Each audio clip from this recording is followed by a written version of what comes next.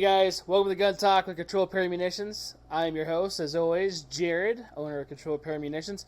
Tonight's a little bit different tonight. This is going to be our last episode for like 5 weeks. I start teaching next week at night and be doing that for 5 weeks. So we're going to kind of curb this off a little bit. And I think I'm going to do it on a different day. Probably do it from home, maybe a little different. And have a little bit more specific gun talk subjects. Do it live, Saturday, Sunday. Let me know your thoughts and feelings on that, either through the comments down below or DM us on one of our social media platforms. And I'd definitely like to hear your input. Would be better, either Saturday, Sunday night. And be able to, the type of topics you would want me to cover. So tonight's topics are going to be a little bit more for recent current events. And so I've specially invited back Lenny Davis with SRT Training. Welcome back to the show. Thank you, sir. I appreciate it. Thanks for coming. I didn't know I was on the season finale. You were on the season finale. I didn't want to tell you because I didn't want to get like pressure on you. Yeah, I would have got all nervous and everything. Right. We don't want any extra sweat coming down from the bald head. Shine. I got enough shine for the cameras as it is. Right. And as always, we have our producer, South Central. I joked with him earlier because he technically started working here because of just being the producer for the show. I'm like, I guess tonight's your last night, too. And just walked away from him. So, wow. It was a lot of fun. But tonight might not be a whole bunch of different laughs and different things. We're going to try to make it as light as we can. Because unfortunately that's all you can kind of do in some of these subjects. But tonight we're going to be kind of talking about gun control and some of the new legislation that's coming out. Proposed legislation. Some of you may or may not have been aware or have been noticing some of the stuff that has been coming out for the last few days. Actually, it's the last years. So... last few days, if you didn't know what was going on, you were on Mars. Right. And you know what? You'd be surprised because some stuff they kind of don't want you to know. Well, and I'm not being a conspiracist or anything like that. And just it's a state of fact.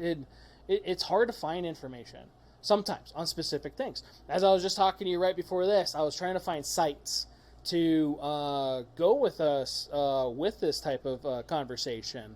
How gun policy is, not just here in the U.S., because we know how it is here in the U.S. You and I do. Some of you viewers may not know, which we'll talk about that, how you have to actually, the stuff you have to go through. Now, each state does have different processes, and or counties have different processes. If you want to talk about like Cook County, which we're going to bring up Cook County here in a little bit, and the awesomeness that goes on there. World's largest outdoor shooting range. Right. So, sadly, and again, trying to make light of it because you can't do much more. Unfortunately, It sucks. The whole subject just sucks.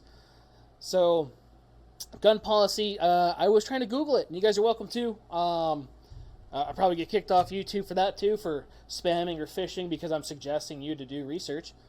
I don't know.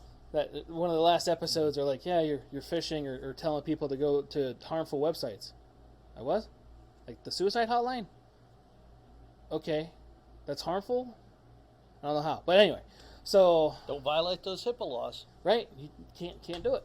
So, anyway, gun policy is kind of a hard subject to find. Most of the newer stuff, hey, no echo. That's pretty good. So, no audio issues. It's lagging though. Is it lagging? That's fine. So we're recorded. For those of you that are watching live, we're going to. It's going to be recorded, put on air like we usually do. If YouTube does decide to not allow this video on there, it will be put in other places, and we'll let you know where that is. So, which would be like Rumble or something like that. Something a little bit more friendly to speech. Free speech. Free speech, right. Because we're not talking about hate. We're actually talking about something that is derived into, which could be a really bad thing. It really can be, and it's coming from a lot of bad things that happen and unfortunate events. That it always happens, oddly, around certain times of the year, or every other year, which is weird. Well, it does. It's cyclic, but it's also, I mean, we have had shootings. Mm-hmm. The big ones, as I like to call them, unfortunately we had one in Uvalde. Yeah. Just this last week, which was a shame. Yeah. And, I spent the majority of my adult life defending everyone's right to free speech, to prosper and live in this country by enforcing the laws of this country. Right. And nothing drives me crazier than to see the laws and the statistics twisted. Yeah. But we're never going to have a conversation, the real conversation that we need to have. We need to sit down in this country and say, okay, throw the politics out. Yeah. What do we got to do? And everybody is on two sides of the fence, Mm-hmm. different sides. It's either, we got to get rid of the guns are evil. Mm-hmm.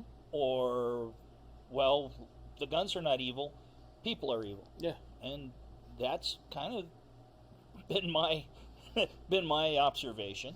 Right. That evil people will, let's start with Uvalde, I guess. Right. Terrible thing. We had Columbine, which then we had Sandy Hook, and then we had Parkland, and now we have Uvalde. Yeah. And everybody goes, the guns. Okay, well, two things. One, everybody that was in those shootings were insane. Yeah. Okay? They were absolutely insane. Or have a form of insanity. Yeah. Yeah. Yeah. And then the other problem is you can't, until we have the,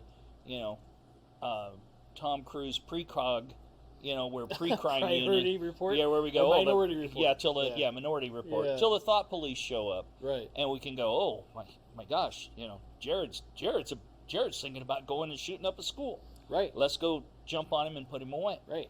It's never going to stop it. No. And I have several friends they're not really gun people.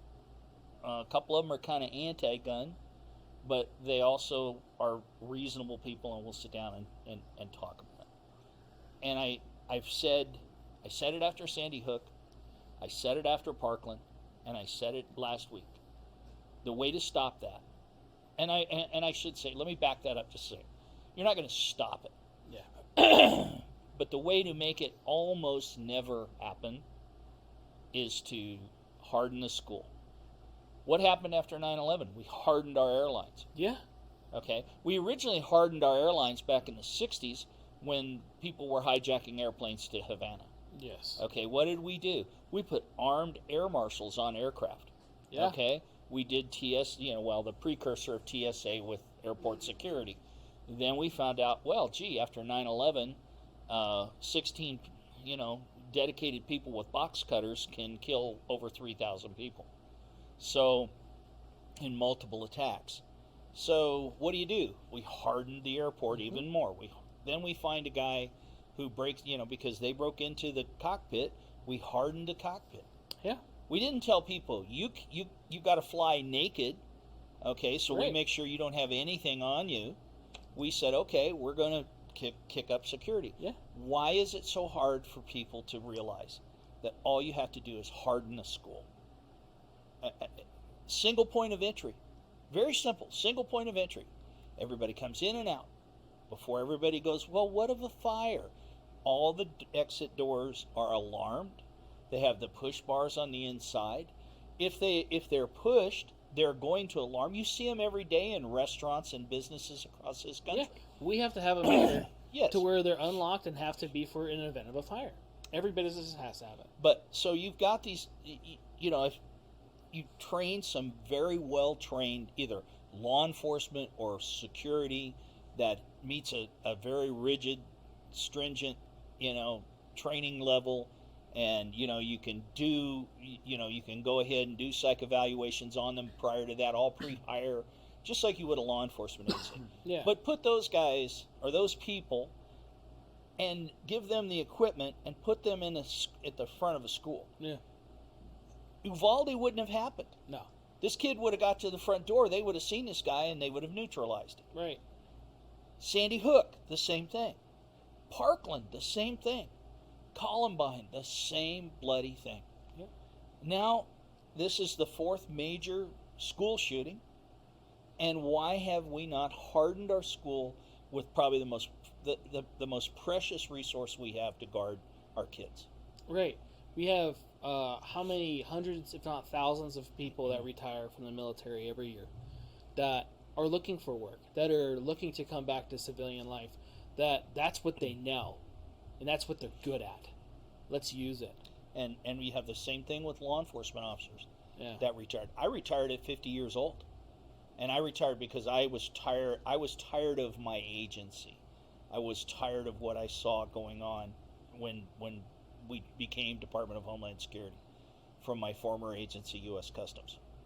I wanted out, but I was training troops. I retired on a Friday, and on Monday I was training troops, getting them ready for Afghanistan and Iraq. Yeah. Okay, so I still could do the job. There are cops that retire every day. Yeah. That can still do that job. Right. And be very damn good at it. And right. military guys. Right. And security professionals. Right. So the manpower is not the problem. No. And I get very upset after the last 2 years. We spent all this money. There is something like $100 billion of COVID funding that has not been spent. Right. Why can't we harden our, Congress goes in, the House goes in and says, hey, let's take this $100 billion and let's harden the schools with it. Here's the plan. This is the minimum standards for the school to harden a school, and away you go. Yeah. Now you have, you hire the security guards or the security personnel. They could be overseen by the law enforcement of that community or the school district, whatever, but you set a federal standard. Right. Okay, set a federal standard for these guys. They apply like any other job. They get it, and they go to work, and they keep our kids safe. Right. Now, first thing somebody's going to say is, okay, well, that's going to keep them safe in the school. What about when they're at recess? Okay, if they're out on the schoolyard. What about if they're on the bus on the way home? Well, look, you can't wrap the world in bubble wrap. No. Okay, so let's be realistic about it. Where we had these shootings inside the school, let's harden the school, keep the shooters out. Okay? Right. That to me is the most common sense. It could happen. It's now June. If Congress got off their rear end, mm-hmm. and we got by December, you'd have the schools probably nationwide hardened. Right. And so, what the hell? Yeah. Yeah, no, there's a process, and yeah, it can be a little bit of work, but look how much work we're doing in other things that maybe if it's a really big thing, and because it is, loss of life is tragic. Yeah. No matter who it's for, and biggest thing is too, guys, for anybody that's paying attention to this either live here right now or listening to this later, we're not trying to politicize this at all or make this a certain way or an agenda. It's actually just our thoughts and feelings and how it can be better, possibly. And I'm sure there's somebody smarter out there than both of us that could probably come up with something. And, I hope that they do. Well, but I don't think gun policy or removing the gun is the thing, because we were just talking right before this. Guns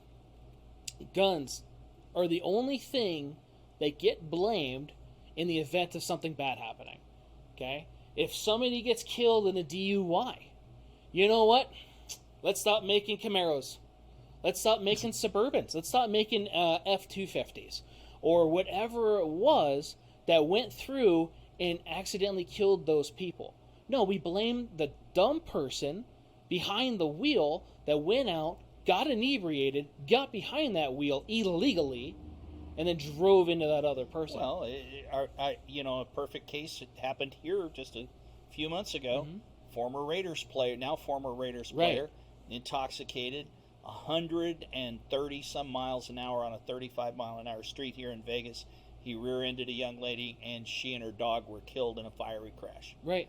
And he's going to go to prison, and all of that once he had, probably, I would say. But we're not out I don't see Mothers Against Camaros. No. I don't see anything like that. No. And it's Mothers Against Drunk Drivers. Yeah, Mothers Against Drunk Drivers. Well, why Right. isn't it mothers to harden our schools? Right.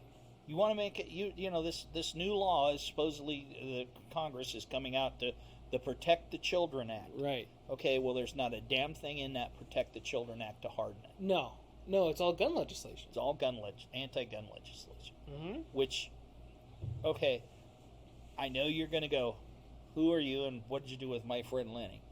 Maybe there are some things that we could back down a little bit. Maybe. But not at the cost. It's not the most field expedient thing to solve this problem. Right. Because you're never going to take, I tell my friends, if I could magically take every gun away right now, except for the police and the military, one, we'd be living in a gulag. Right. Okay. But two, if you could do that, the bad guys are always going to have something to hurt them, to hurt somebody. There are. Two brothers in Boston. They didn't have guns.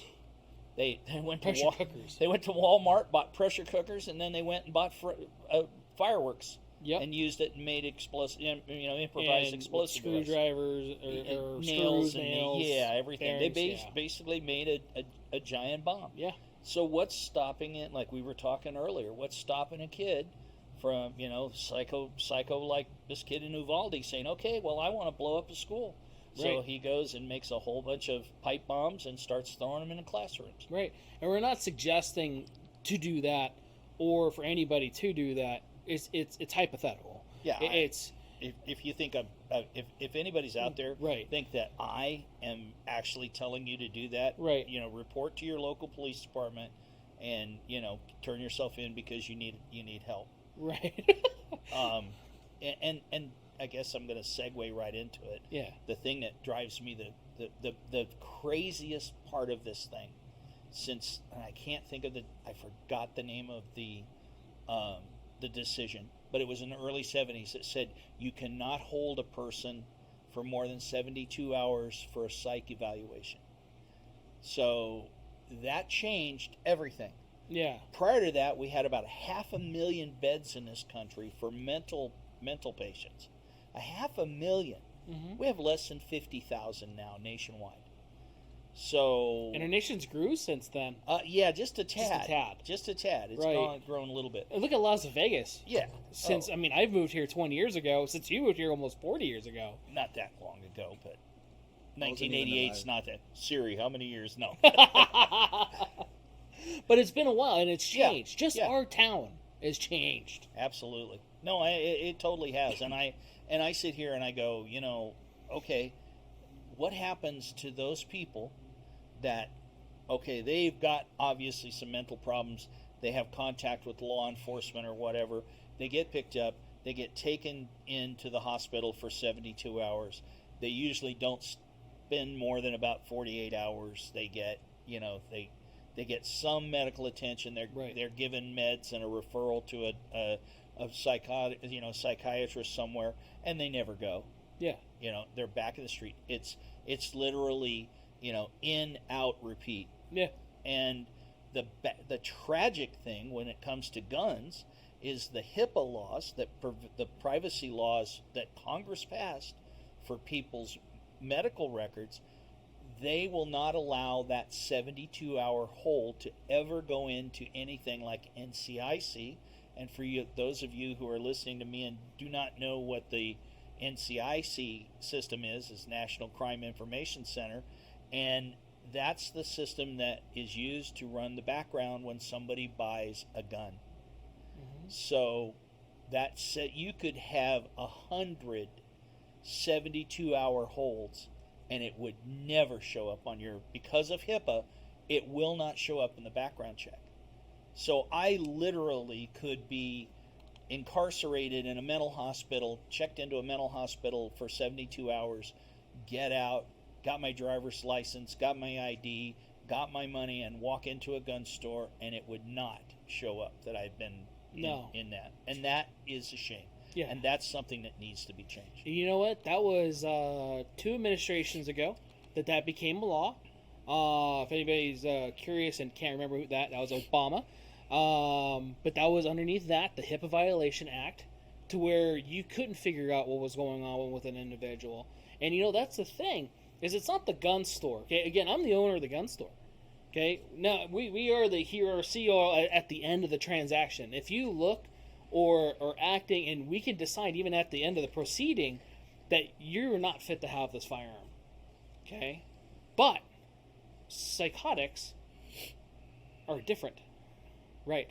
So they act like you and me, and it's the other stuff that's going on inside them. They could be like a normal person. You would never know. 2 words: Ted Bundy. Right. One of the most prolific murderers and serial killers in this country. Right. And everybody that ever talked to him said, oh, he's this engaging, intelligent, and charming guy. Right. I mean, even when he was incarcerated, it allowed him to escape a couple of times. Yeah. So, here he and that man was just absolutely pure evil. Yeah. And so, making all these feel-good laws, it's the other thing that came out in this Protect the Children Act was, we're going to ban assault weapons and we're going to ban high capacity magazines. Okay, back to Mr. Clinton. In 1994, they banned assault weapons. No more production of assault weapons. So the ones that were in... And anybody who owned AR-15s or those kind of rifles, if they wanted to sell them, they could sell them for many more dollars than they bought them for. And a lot of people did. After 10 years, the law had what they call a sunset clause. So at the end of 10 years, the law automatically expired unless Congress came back and said, yeah, we want to continue it. So in that 10 years, you had administration change, and they started looking at the statistics. And the National Institute of Justice, there was less than 0.1% of reduction in violent crime during that 10 years because of the assault weapon ban. Right. So for 10 years, it had virtually no effect. Now, you can change the stats. You can juke, as we call them in the police and law enforcement. You can juke the stats anywhere you want. Right. Okay. You can not claim something and have a huge. You could have a huge auto theft rate, but unless it was stolen on directly at gunpoint, then it's not going to be an auto theft. So if somebody burgled your car and drove off with it, they wouldn't count it as property. Right. Those kind of things. That's kind of a ham-handed example. But anyway, they can juke the stats any way they want to. There's a guy, I believe his name's Robert Lott. His last name is Lott, and I should have brought the book. I have it. And he's not a gun guy, number one. He's a statistician from, I believe, the University of Chicago. Okay. Or the University of Illinois, somewhere up in that upper Midwest. The guy's a brilliant statistician. Mm-hmm. He has the best book on gun violence, on gun use, and the real statistics of it. And if you read that book, and he will show you where some of these anti-gun, and I mean every one of these anti-gun organizations will juke the stats. Yeah. And he's a mathematician, and he said, look, I have nothing. I had no dog in this fight. I wanted to see what it really was about. Yeah. And it's a really great book. Huh. And I'll bring it in for you to read, because it's powerful, and he's been on several shows, but there's the mainstream media never calls him. No. Because he'll call him right on the carpet, because he's got the actual mathematics of it. Yeah. So it takes the emotion out of it. And it goes, okay, you want black and white, here it is. Right. and here's the formula on how I got this. And if you can say that I juked the stats or whatever, more power to you. Right. And nobody really ever has. Good. So it's a great book to read. Yeah, and see, for me, I was still younger, in the 90s, and I was not aware of all that. I don't know, because the Brady Act and everything else. And I wasn't really I was into guns, but being a kid and a boy, it's easy to do when you want to grow up and be Maverick on Top Gun, but and then watching Predator and Commando and all that other fun stuff, but didn't really know about that. And a 0.1% for 10 years. So evil, like you're saying, unfortunately, there's nothing much we can really do right now to do that, to remove that. You can't. No, evil's as old as time. I actually had to look this up because I was thinking about it. If you want to know how old evil is and the presence of it, look up Genesis 4, 1 through 17. Story of Cain versus Abel. He didn't kill him with an AR-15. Didn't have a 9mm either. He slew him. How he did that, it wasn't specific. But I guarantee you it wasn't a gun. It doesn't have to be a gun. It was blunt trauma from a granite. Right. It was probably a rock. A Glock granite. Right, a Glock, it was granite the first version, yeah. Yeah, Glock 0. I'm sorry, folks. I'm not trying to make light of any of this, but no. you almost, and that's part of the problem after you spend as long as a lot of people do, like I have in law enforcement. You have to make light of stuff or you will go crazy. You will go, because there's a lot of evil that you have to deal with on a day-to-day basis, and if you don't find a way to retract that or redirect that, it's hard to maintain a status of mental health. And you can actually look that up. I'm pretty sure last month was Mental Health Month. Well, and I will tell you, and it's something that amazes me. I started in this business in 1974, before you were alive. Yeah. Okay, I started in this business, and in 1974, man, it was like, hey, you're a cop, and you see the worst that a human being can do to another human being, and the worst things that can happen to a human being, you see that. Yeah. You're in the middle of that every day. Yeah. And heaven forbid if you went to the psychiatrist, hey doc, I'm having nightmares or something. Oh no, that was considered, you're not macho, you're not doing all that.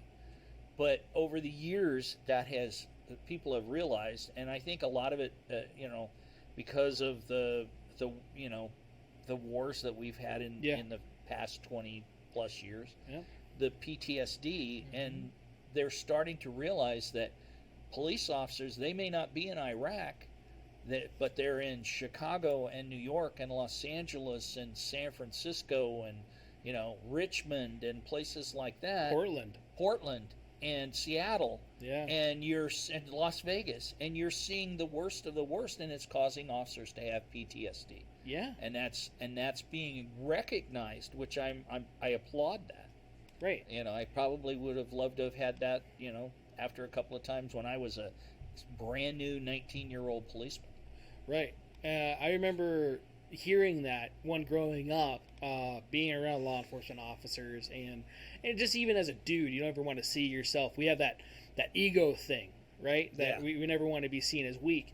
But I also remember, I want to say it was one of the Lethal Weapons, when they started trying to bring that out, like, hey, it's okay to talk to a psychiatrist, because Mel Gibson's character had to, he was going through a lot of stuff, or they thought he was, right? And he was dealing with it in his own ways, but he saw a lot of shit overseas and in here. And that's the thing, too. A lot of people don't give cops the credit that's due. There's a lot of great cops out there. And they have to deal with so much shit on a daily basis, to where, when I was going in, I was going to go in. It was one of those things where I was trying to decide what department I wanted to go in. And I kept on thinking, you know what? I don't know mentally right now if I'd be able to handle that on a day-to-day basis. You know what I mean? I absolutely know what you mean, because I was sitting at home. I was an 11-year-old kid, and I saw this TV show on NBC called Adam 12. Yeah. And I knew from like 2 episodes of that show that all I wanted to do was push a black and white in L.A. Boy, am I glad I grew up, smartened up, and didn't end up in Los Angeles. Right. You know, of course, I've been Especially back then. Yeah, back then as an LA police officer. But I mean, you sit there and there's a lot of stuff that goes on, and then of course, and for every million, there's approximately 1 million contacts with law enforcement and the people they serve every day. Yeah. Every day. And even if there's 100, or even if there's 1,000 instances where they have used excessive force or something like that, that is so infinitesimal in 1 million. And I'm not excusing it. Don't get me wrong. No. Okay. The George Floyd thing was just outrageous. Right. Okay. I can't abide by that. No. And there's been others, but then, you're not people see television and the movies and they go, oh, he should have just put his hands on him and put him in a wrist lock, and he's got this dangerous guy. Those people have probably never had a fight even on the schoolyard in the sandbox. So until you fight a human being on the street who's pissed off, right, on drugs, drunk, just crazy pissed off, you don't realize what it takes to take that person into custody. They get on that nerve ending, their nerves, they don't feel anything, and then they have like this next level strength, adrenaline rushes, and everything else, to where you're already outmanned no matter what your size is, depending on the individual. I mean, I worked as a customs and DHS special agent for 25 plus years. Yeah. And the most dangerous, and I dealt with cartels. Yeah. I mean, we did all that. The most dangerous cases I worked were always steroid cases because of the roid rage. Yeah. And I'm telling you what, I arrested a guy who was wanted for a kidnapping of 2 kids over a steroid deal in California, and I found him here, and I arrested him. I had a shotgun 2 feet away from his head, and he's sitting in a car, and he had his hands on the steering wheel, and he put his hands down. And I took all the slack out of a Remington 870 shotgun, and there's not any slack hardly there. And I just screamed at him, and I said, man, you put your hands back on that steering wheel or I'm going to kill you. So he does. We get him out of the car. We take him into custody. What's he reaching for? He was reaching for a part of an axe handle. I get him back to our office and I interview him, and I says, man, what were you thinking? And he says, for a minute, I said, I'm going to take that stick and I'm going to beat you to death. And I said, dude, you're sitting in a car. He was sitting in a IROC Z28 Camaro, and I'm standing outside the car 2 feet away with a 14-inch barrel 870. And I'm saying, dude, I said, you would have not. And he says, when you said you put your hands back in the, when I yelled at him, and I guess I probably yelled louder that you could hear him for miles. But right. He said, that's when I decided I couldn't do it. But for a second, he thought about it. Yeah. So... And that's just one event. Yeah, that's one time. One event. And that's 30 years ago. Right. And I still remember that to this day, Yeah. So, I mean, that's things that when you deal with people like that. So, it's not always easy. And I don't mean to get too far off in the weeds. Dude, you're about good. Stuff. But that's the thing is that's a form of evil. You just stated right there a form of evil that you were dealing with at that point in time that was going to take you on with a shotgun with a stick. Yeah. What if he had something else? Oh, yeah. Oh, if he'd come up... I told him, he said, well, you wouldn't have shot me, would you? I said, dude, if you'd have come up with anything other than your hand, if you'd have come up with anything in your hand, I would have killed you. Right. Because what if it was somebody else? Sometimes, that. There's some guys that have that hesitant. Oh, yeah. There's... I see a lot of it now that I see officers... I think more officers are getting hurt now. Yeah. Because they're less afraid to engage a person because... More afraid. Or more afraid, I should say. Yeah. You're right. You're more afraid of engaging a person because you don't want to end up prosecuted or used in the news for something bad. Yeah, look at the 6 officers in Baltimore that put Freddie Gray in the back of the deal, and they got prosecuted. Right. Or they were found not guilty, thank God. Yeah. But they got prosecuted anyway. Yeah. And look at this. Look at the people like Gascon, the DA in Los Angeles. Okay, we were talking about laws. Let me bring out another little tidbit. We were talking about it earlier. We're talking about laws. And I heard tonight they were talking about all the guns that go to Chicago are all coming across the border from Indiana. Yep. Okay, they're coming across the border from Indiana. They're either stolen or they're straw purchased. Right. Which is illegal, by the way, to do. Very illegal, federally illegal. It's a federal felony to do it. Yeah. And in 2017, there were 77,000 reported cases reported to the Justice Department. Yeah. So that's referred to ATF, FBI, everybody that the Alphabet Gang. The Alphabet Gang. Yeah. To the Justice Department, to the United States Attorney's Office. 77,000 cases. Take a guess on how many were actually prosecuted. Probably a tenth. Less than 7,000. Yeah. Out of 77,000 cases. Yeah, that's a tenth, people. Yeah. I'm not a math wizard. So you can't tell me... Siri, how many... you can't tell me that we need more laws on the books. And they're saying, I heard tonight, we're going to tighten up the straw purchase law. It's tightened up enough. Prosecute the cases that come in the door. Right. Prosecute those people. And they're going, well, we don't want to have a prison full of people. Well, you either have them in a prison or you have them on the street, folks. It's your choice. And doing things like what has been happening the last few weeks. Yes. So it's one or the other. Yeah. So, we're talking about Chicago. How many shootings how many shootings this year has happened in Chicago? Anybody know? Siri?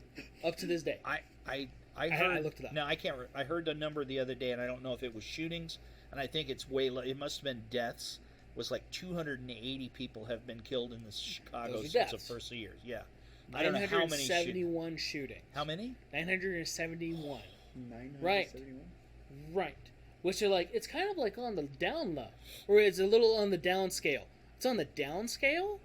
That's a shit ton. And again, that's a legal firearm transaction. Those aren't people that are legally going through there. You can't legally buy the guns they're using in Cook County. Yeah. Okay? If you guys were curious, Cook County is Chicago. Okay? I can't sell anybody a gun that from Chicago here. I can't sell them a shotgun. They're saying that U.S. is the easiest place to get a gun, right? Well, even a long gun. I can't sell a long gun to a Californian. There's certain states, certain counties I can't sell firearms to, and the easy ones, just for hunting purposes, or however they want to fucking define them, a gun is a tool, okay? A gun is a tool. You know how many different Phillips head bits there are? I wanted to look it up. I didn't. But there's tons. Yeah, go ahead, check it out. So there's tons of different Phillips heads. That's a fucking screwdriver that looks like a cross for anybody that doesn't know. Okay, it has a point to it, and depending on the point, depends on what type of Phillips it is. They have the Prince tip. They have the number 1, number 2. They have the Z's and some other shit. They have all these other different tips, and that's just a fucking screwdriver. Okay, and you know what? If you don't know how to use that screwdriver right, what happens to the screw head? You strip it out. Yeah. Okay? Gun's the same type of thing. It's a tool. It's used for self-defense. It's used to keep you and your loved ones safe. It's not meant to just go out and go do killings. And I will tell you something. I hear this all the time from the anti-gunners. Oh, there's no such thing as a good guy with a gun. We can't have, because their big thing is saying, well, the Republicans, they want more guns on the street. Right. We'll make them safer. We're saying, no, there's fewer guns. Well, the other night in West Virginia, an individual who was a convicted felon who had got an AR-15, probably stolen or a straw purchase, because he didn't walk into a gun store and buy it because he's a prohibitive person. Mm-hmm. He started shooting up a party. He didn't kill anybody. And he didn't get to kill, I don't think and in fact, I don't know if he wounded anybody, because a young woman was there who had a CCW permit, pulled out her pistol, and killed this guy. Yeah. Okay? Good woman with a gun versus bad guy. Evil, good people won, evil nothing. Exactly. And there are countless cases of that. Right. That happen every day. And it's never reported. Well, it's never put out there. It doesn't meet the media. Yes. It's not. That's not sexy. You're saying guns actually can save someone's life when you do that. Right. Okay. And there's thousands of cases every day where somebody pulls a gun on someone because they're fear of their life, and they don't discharge the weapon, but the criminal goes, "Whoop, sorry, I'm out. King's X, I'm out." Right. They're gone, and that is a defensive use of a firearm to save your, whether you fire it or not, that's a defensive use of a firearm. Right. And they happen thousands of times a day. They do. They're also a preventative measure. How many different types of Phillips bit? I'm trying to find. You trying to find it? Google's being mean for you too. I'll call my son-in-law. He'll know. Right. They'll fact check me. They probably will. So let's just say there's a lot. Okay. There's a lot. So the point was, there's a lot of different ones, and you got to know how to use them. And that's a big point in firearms. And you don't use a Phillips bit until you need to. Right. You don't need to use a flathead or a hammer until you need to. You don't use a firearm until you need to. That's what it's designed for. Yes, it's recreational use. Yes, I do encourage training and going into the range. It also is a stress reliever. Okay? But that does not give you the right to go out and go shoot fucking kids. No. And you broached another of my pet peeves. Yeah. That a friend of mine and I were talking on Facebook. We were IMing back and forth tonight. She brought it up. Well, people should have a license to have a gun. And I said, let me tell you about this. I said, I don't have a problem if there is a course that people should be. I don't know if you can say mandatorily go to, because you can't make an adult go to driver's education. They do have that in certain states. Yeah, well, and they do. But driving is a privilege, not a right. Possessing and owning a firearm is a right. It's a right. In this country, guaranteed by the Constitution. And no, we are not tearing the Constitution up. And no, it's not always wrong, Mr. President. I'm sorry, that was a foolish remark on you. But here's my retort. Among many others the last couple days. Here's my retort to that. You go out and you get a driver's license to drive. Right. How many more thousands of people are killed every day by licensed drivers? Right. Accidents. Yeah. Not just DUIs. No, just accidents. Just accidents. People killed on the highways. Right. Okay? And those people had a license in their back pocket. Right. They went to training. Yeah.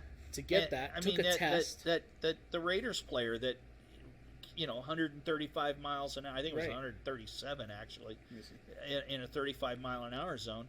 He had a driver's license, and he wasn't responsibly running it. He was criminally operating a machine. Yes. Well, guess what? The guys the idiots that did all of these shootings were illegally operating a machine. Yes. And they were doing it unsafe and without any care of anybody else. 156 miles an hour. Yeah. Wow. On a 35 mile an hour street, folks. 35 mile an hour zone. Isn't X amount of miles per hour over vehicular manslaughter? Oh, well, he killed him. Yeah. So you had that on top. And he was DUI too. Right. So yeah, he had problems. But I mean that. So there's your licensing right there. Yeah. It doesn't stop a person from being an idiot. It doesn't. And you can say, well, yes, but a car won't. You can't kill multiple people with a car. Excuse me? Remember the tactical trucks? And not tactical trucks, I don't want to call it that. It was a joke, everybody. But the fucking vans in New York City a couple years ago just running over crowds of people. Well, and I will a little closer here to home. Yeah. In 1979 in Reno, Nevada.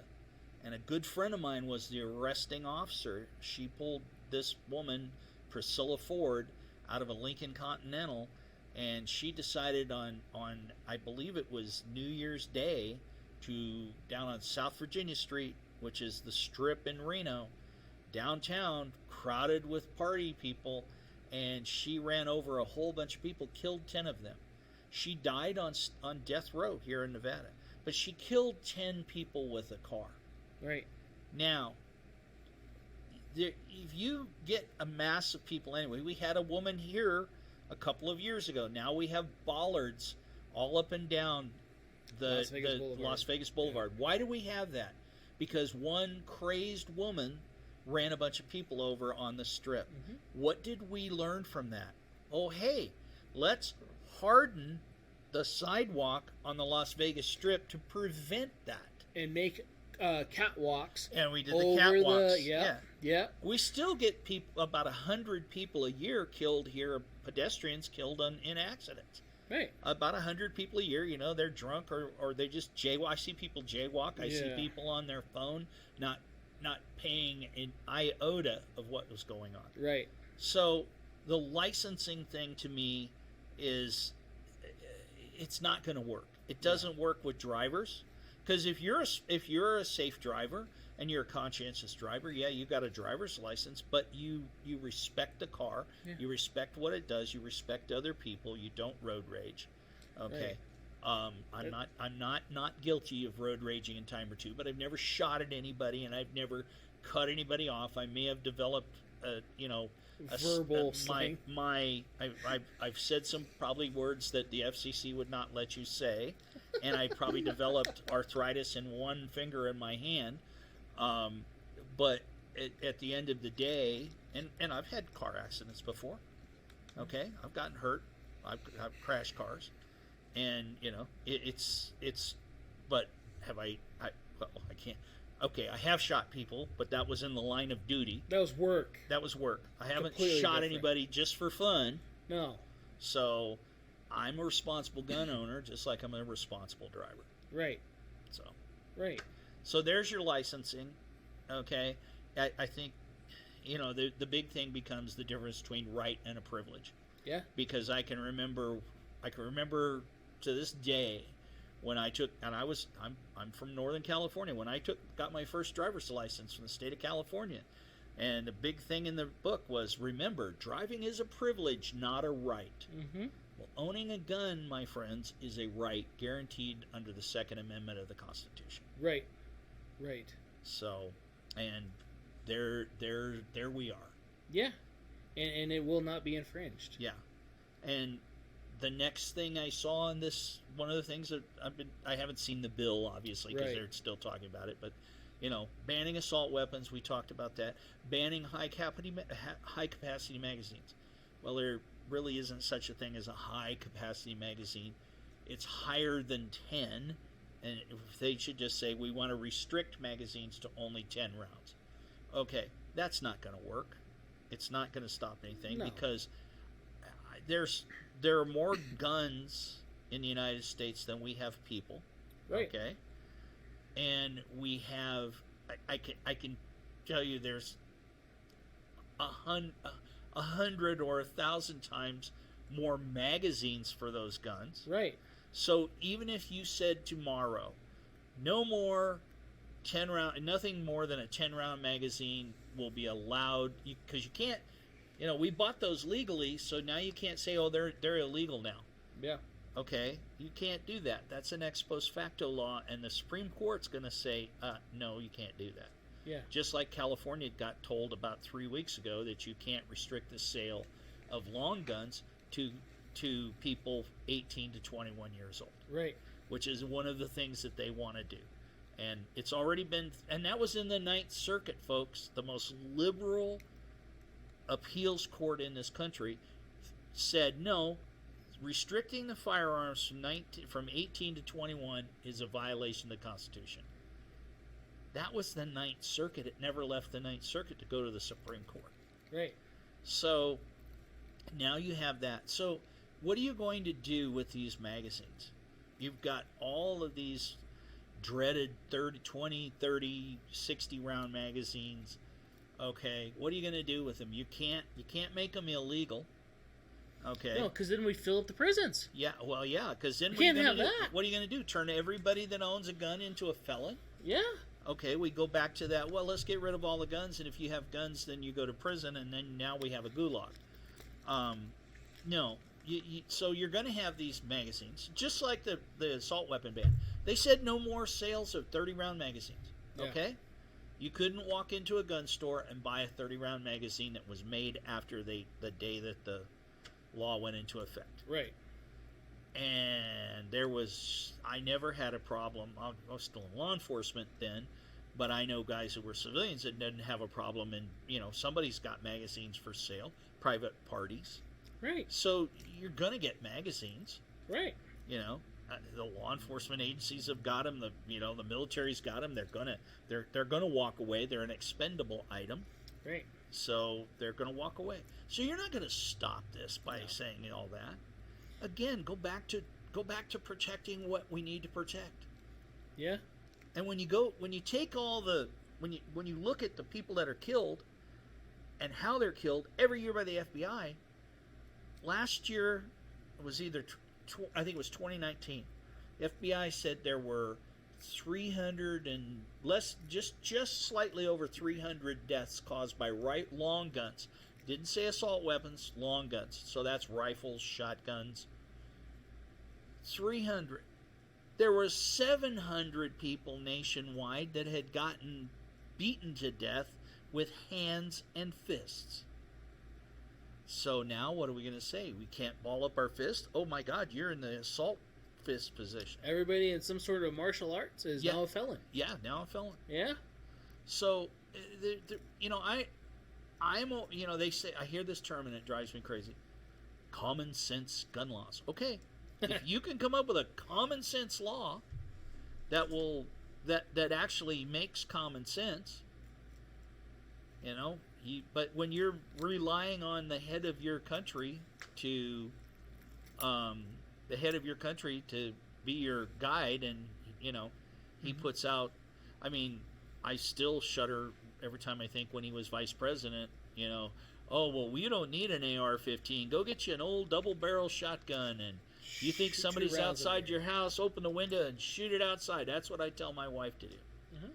Well, a gentleman in Washington State did exactly that. Yep. And he got arrested for it. And he went to trial. And he told the jury, he says, the President of the United States said that, advised that's what we should do. Yeah. And they acquitted him on it. Oh, yeah. Because it was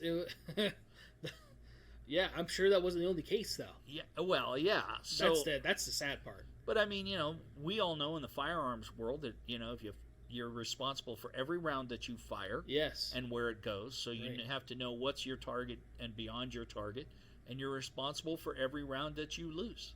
Right. And if you're negligent, you're gonna face the consequences. Yeah.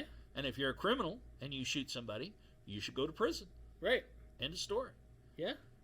So. No, yeah.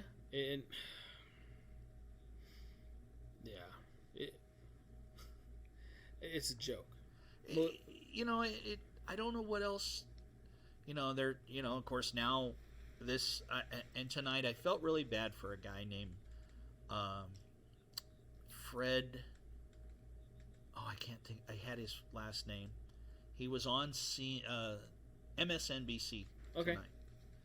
And his daughter was one of the kids that was killed in Parkland. Oh, Parkland. Yeah. Okay. So they had him and a Congressman Lou from California, who was is on the committee hearing the hearings today. Gutenberg? Yes, Fred Gutenberg. I feel really bad for Mr. Gutenberg because nobody wants to lose a child. No. Okay. But I saw how rabid people can be. I shouldn't say that. I see how emotions carry people away. Yeah. Because they spoke to this congressman about, and then they asked him what he thought of it. and he praised this congressman. I thought you guys are right on. You're really doing it. You're doing what's right for these people. And then he talked about, well, what do you think about the people across the aisle? And he said, they are insane. Every other word was, they're out of their minds. They are insane. They're crazy. So, there's where we can't have that conversation. Right. We can't have that we need to have that conversation. Yeah. Sit down and say, okay, where is that at? What are we comfortable with? I know there are people who are gun enthusiasts that, they're all over the planet, Yeah. and they're like, oh no, you can't have you got to have everything. I know some people that go, well, okay, if I want a rifle, I get a rifle. Do I want it? Do I have to have one or more? Can I have only one? I'm not. And don't get me wrong, and don't send me hate mail, guys. That's not what I believe. I'm just throwing that out there as a conversation, because God knows I have more than a couple of evil black rifles. But that's the conversation that we need to have, and we've got to take this emotion out of it. And oh my God, it's for the children. Okay, if it was for the children, we would be hardening the schools, single points of entry, and we'd be hiring gentlemen, right, or hiring people, men and women, to be the security guards for school when it opens up in September. Right. That's what we would do if you're going to protect the children. Right. I don't remember who it was yesterday. They were in. I want to say it was yesterday or the day before, because we were closed Monday, but brought the schools in Jerusalem. And the schools in Jerusalem, I can't remember what year, so I don't want to get fact-checked or anything. Would you like to know? Because I know the guy that said that. Yeah? Was that you? It was me. So we were talking about gun legislation. He's going to Israel, and Yeah. Well, go ahead. Well, it came from you, so I'd rather it come from you. And this is the thing with Israel. They're the perfect example. In the early 70s, they were having terrorist attacks at school. They still are, by the way. Well, they are. Well, they are, but they're not going into schools. Yes.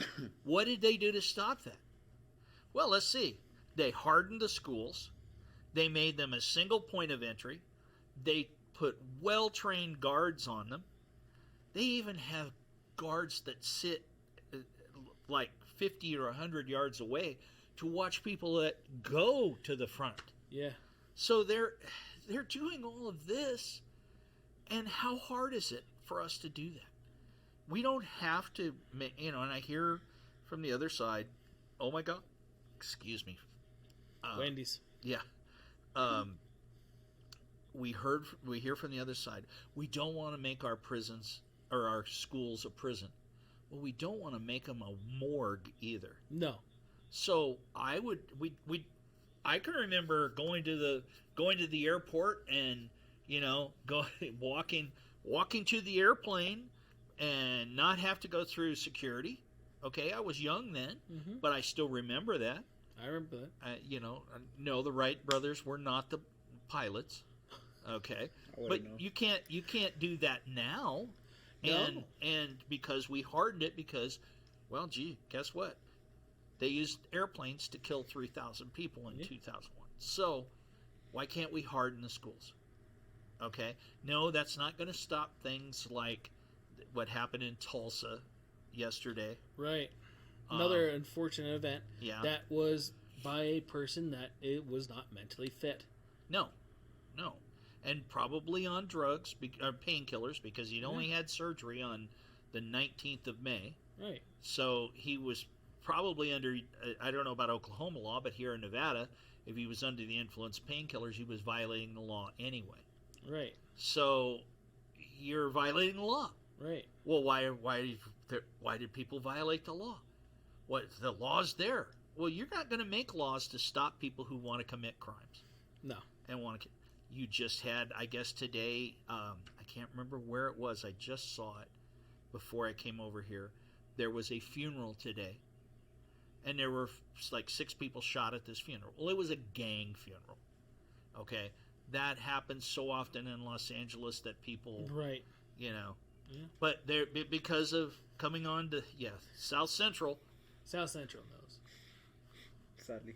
Yeah. So, but I mean, it happens so often that but because it's coming on the tails of Uvalde, and then you had Tulsa yesterday. That, oh my God, here we had 6 people shot in a funeral. At a funeral. Yeah. Well, that's the thing too. They don't usually do the hate on hate media. It's usually the innocence taken by an evil person. Yeah. Where if you look at the statistics of hate on hate crime, it's going to trump any form of mass shooting which has occurred. We just had that one the other day here in Henderson. The bikers. Yeah. It was like 7. So mass shooting in Henderson. It was a gang rivalry on the freeway. Hell's Angels versus the Vagos. Right. Yeah. So, and you know what? It was like a day or two, and everybody's kind of forgotten about it. Actually, a lot of people haven't even heard about it. Yeah. And it was here. And it held up 95 on both ways. They had For it blocked hours. off for hours. Yeah.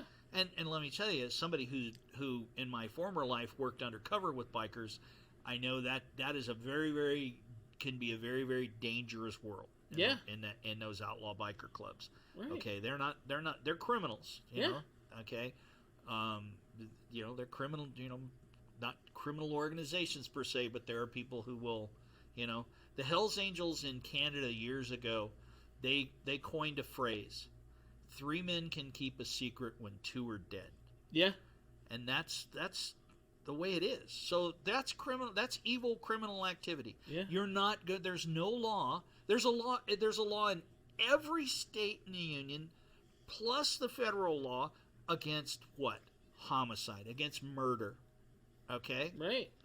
How many people get murdered every day in this country? Yeah, I don't even want to know the statistic, but it's like every other minute. Yeah. Or something like that. So people are getting murdered in this country. That's right. Guess what, guys? Not just by guns. Yeah, by not just by guns. Yes. And certainly not very, very few. Like I said, there was in 2019, there was just over 300 that were killed with long guns, which would be everything from a hunting gun to an AR-15. Yeah, and that's less than one a day. Yeah, and there was like 600 people, compared to what 700 people that were killed with hands and fists, were just literally beaten to death. Yeah. So, here's the thing: you can make all the laws you want, and the only people that are going to abide by them are law-abiding people. And now the criminals aren't going to give it 2 hoots in hell about any law that this new law comes out. The only law that's coming, the only people that any new laws that are going to be enacted from Congress is going to affect law-abiding citizens. Right, and that's it. That's it. Because criminals are still out there. Evil is evil. They will find a way. And we were talking about, so this is the other part I want to get into, just to show in the fact that, in U.S., we're abundance in guns. Okay, I was actually looking at some statistics of how many guns per 100 people we have. Is 120 guns per 100 people, like, yes, maybe. So, right. I have 2. So, I have 2 safe. Lost in a boating accident. 2 saves. Yeah, I lost in a boating accident. But I have 2 on me. Yeah. Right. I have 2. Guns again aren't the issue, because if they were the issue and there was these mass killings all the time, our population would be a lot less if you think about it, right? Now, so other countries, we were talking about other countries. Hinata brought up too. So France, I was actually looking up France as some weird gun laws. It was one of the, I can't remember if it was a site or not, and I wish I kept it, because like Italy had some weird laws too. So I was learning about European laws. Well, yeah, the mafia. Right. They don't have guns in Italy and Sicily. No, don't worry about it. No. They don't have guns there. No. So, he was talking about how the guy went around the crowd and started stabbing people. That happens every day. There was that one just the other day in New York. Guy was bleeding out on the subway. There was no cops down there in New York City. So New York City doesn't have cops down there. Well, that's another city that's defunding, right? We don't have enough cops there. So shit's going to happen. And it sucks, because law-abiding citizens are the ones that are going to be getting the ones all the effect of it. Yeah. And so this person's sitting there bleeding out, and they have these good people trying to help him from bleeding out, having him getting lower, trying to keep pressure on it. It looked like it was an arm wound. You just see just like pools of rivers of blood, and so on and so forth. And it was pretty gnarly. That was here.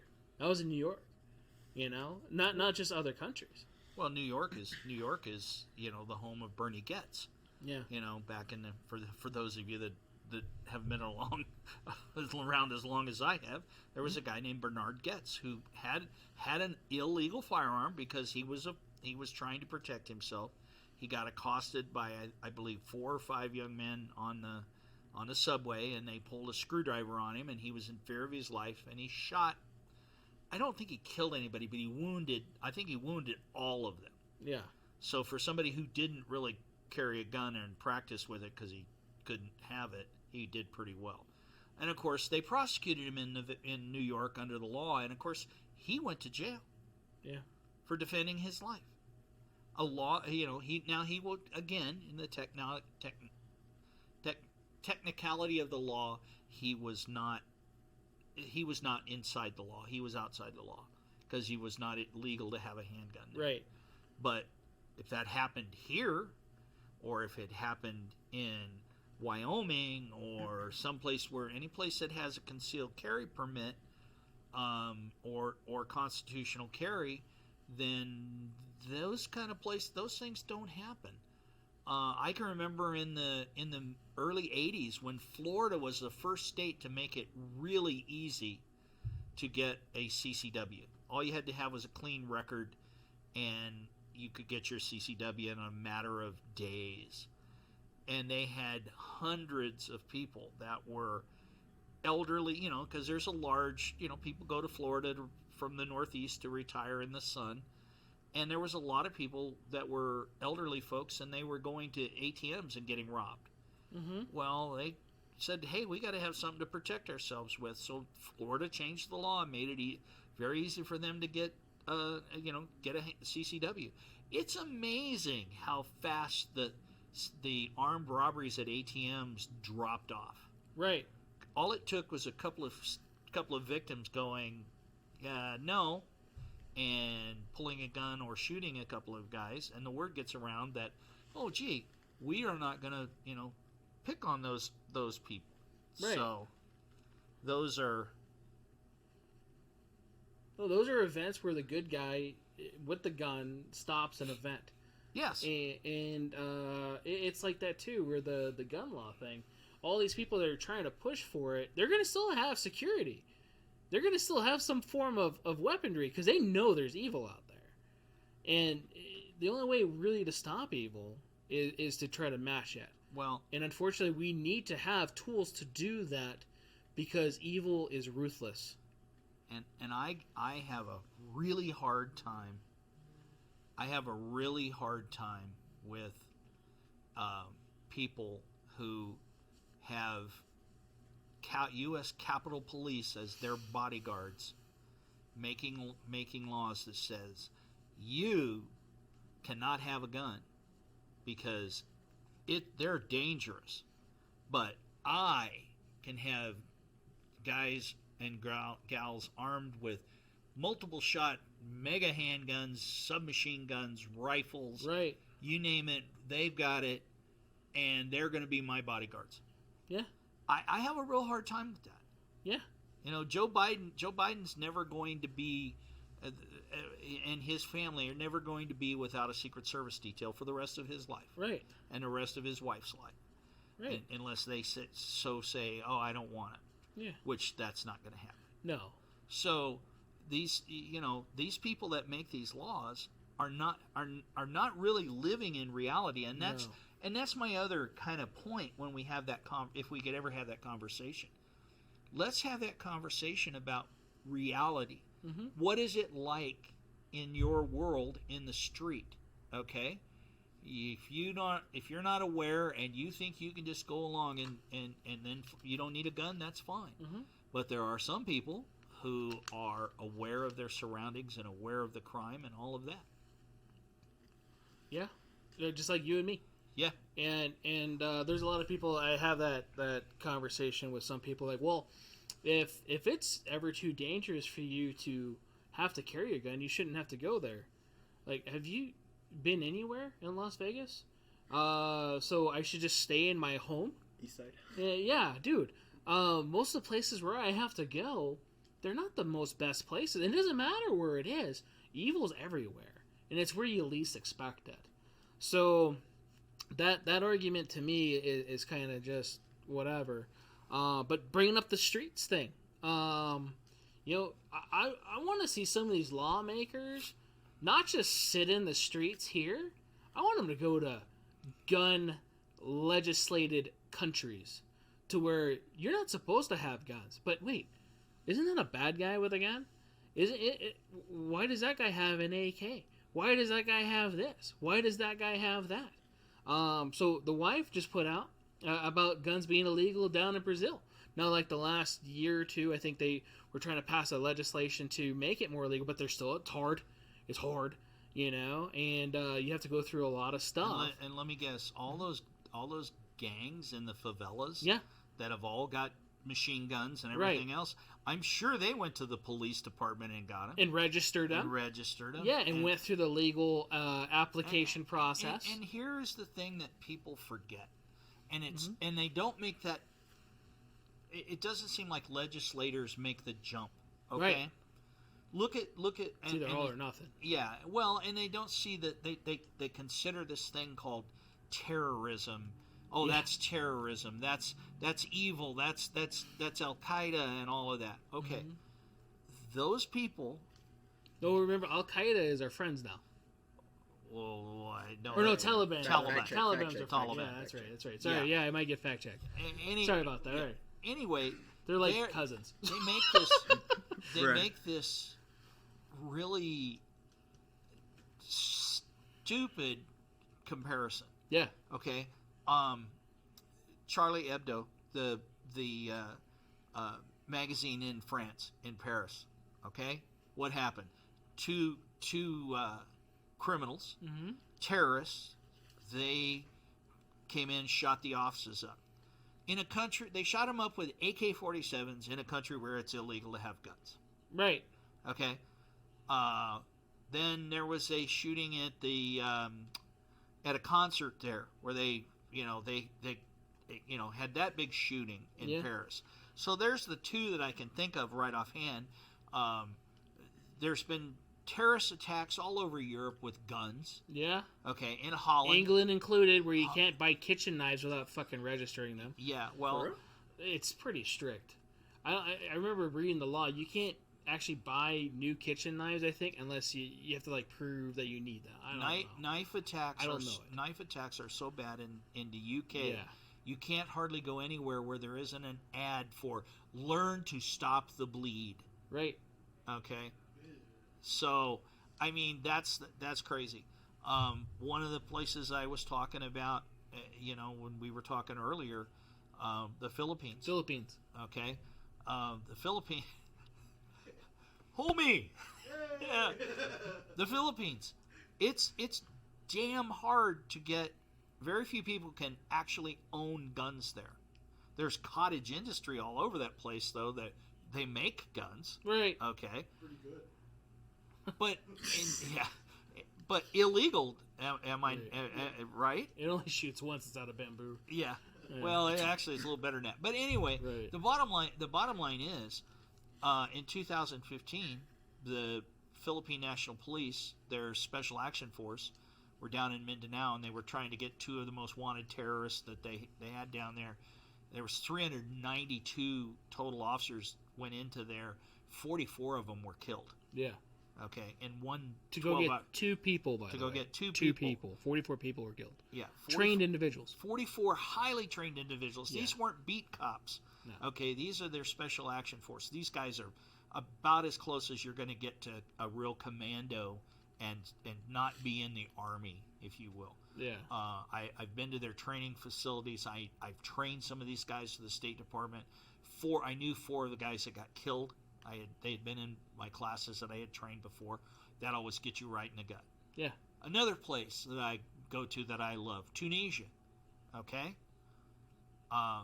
two of the kids that I trained in Tunisia got killed. Okay, by guns that are illegal. All right. So what's the difference between Chicago or Henderson? Why is that not considered a terrorist act? Why are they not charging these people when they shoot in these gang deals like this funeral? Yeah. That was a gang-related shooting. Yeah. When they get those guys, why are they not charging them under the terrorist act? Right. Okay, where they go to prison, basically, charge them federally for a terrorist act. Okay, Right. they violate their. Anytime you take your gun and you're trying take a weapon or use force, and you're say a gang and you want to control your turf, Area. Yeah. okay, and you're using force to do that, that's terrorism. Yeah.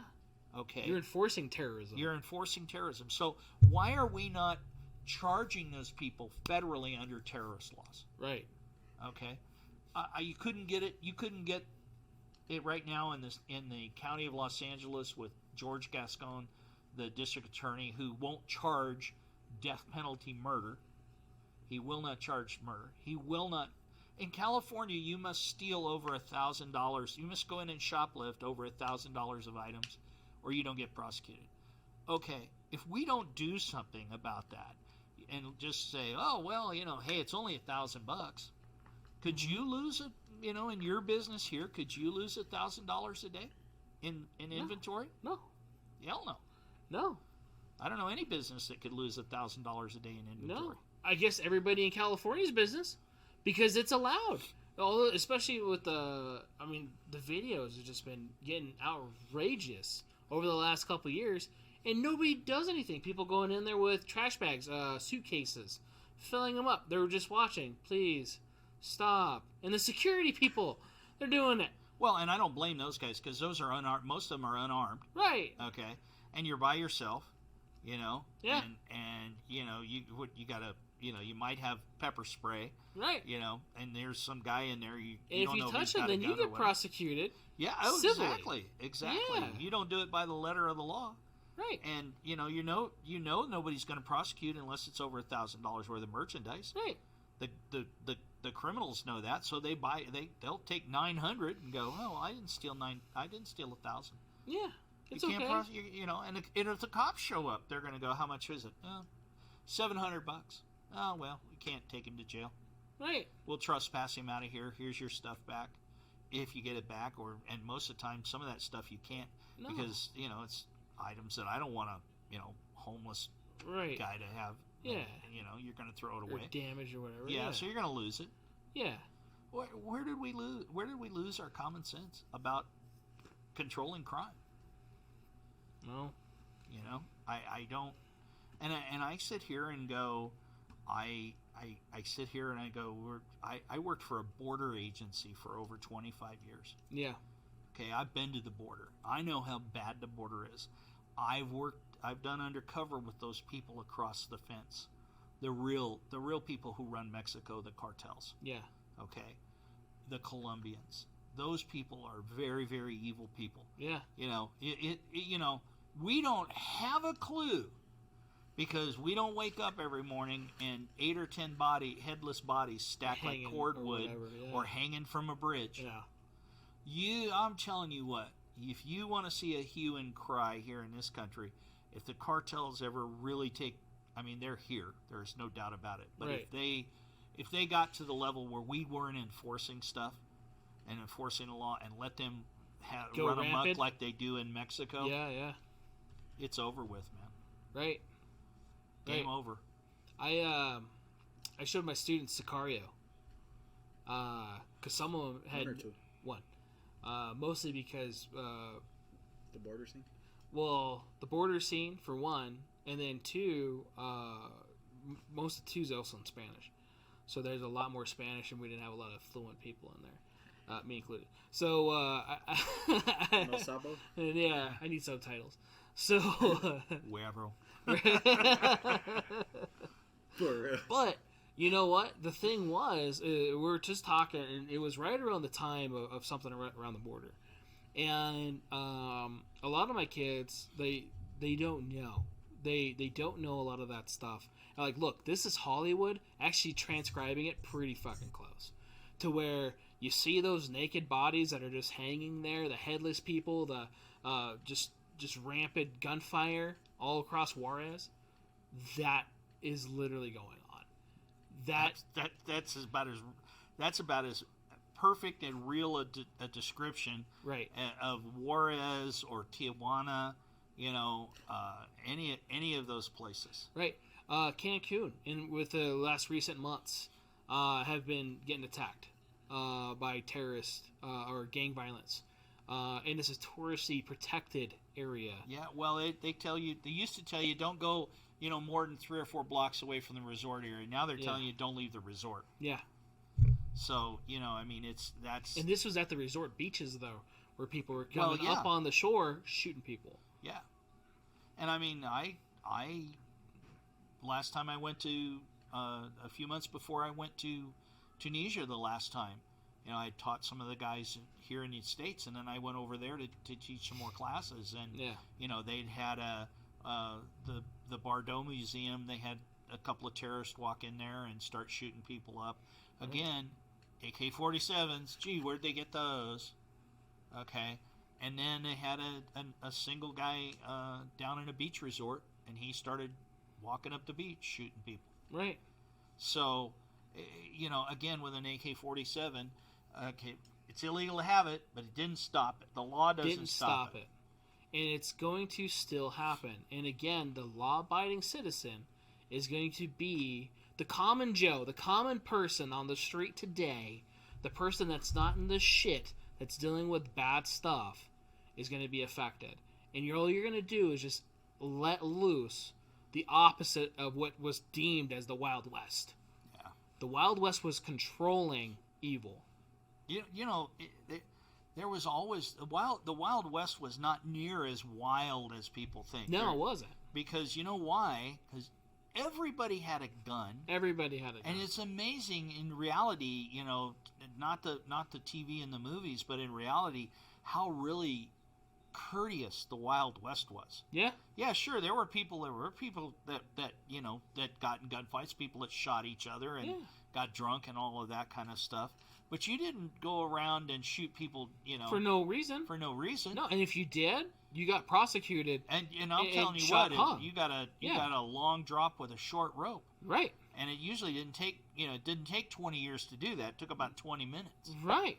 Right. So, everybody found him guilty. Good. Let's do this. Yeah. And you had a public forum where you got to watch a guy's neck snap. Yep. If it didn't snap, we'll fix that. Yeah. So.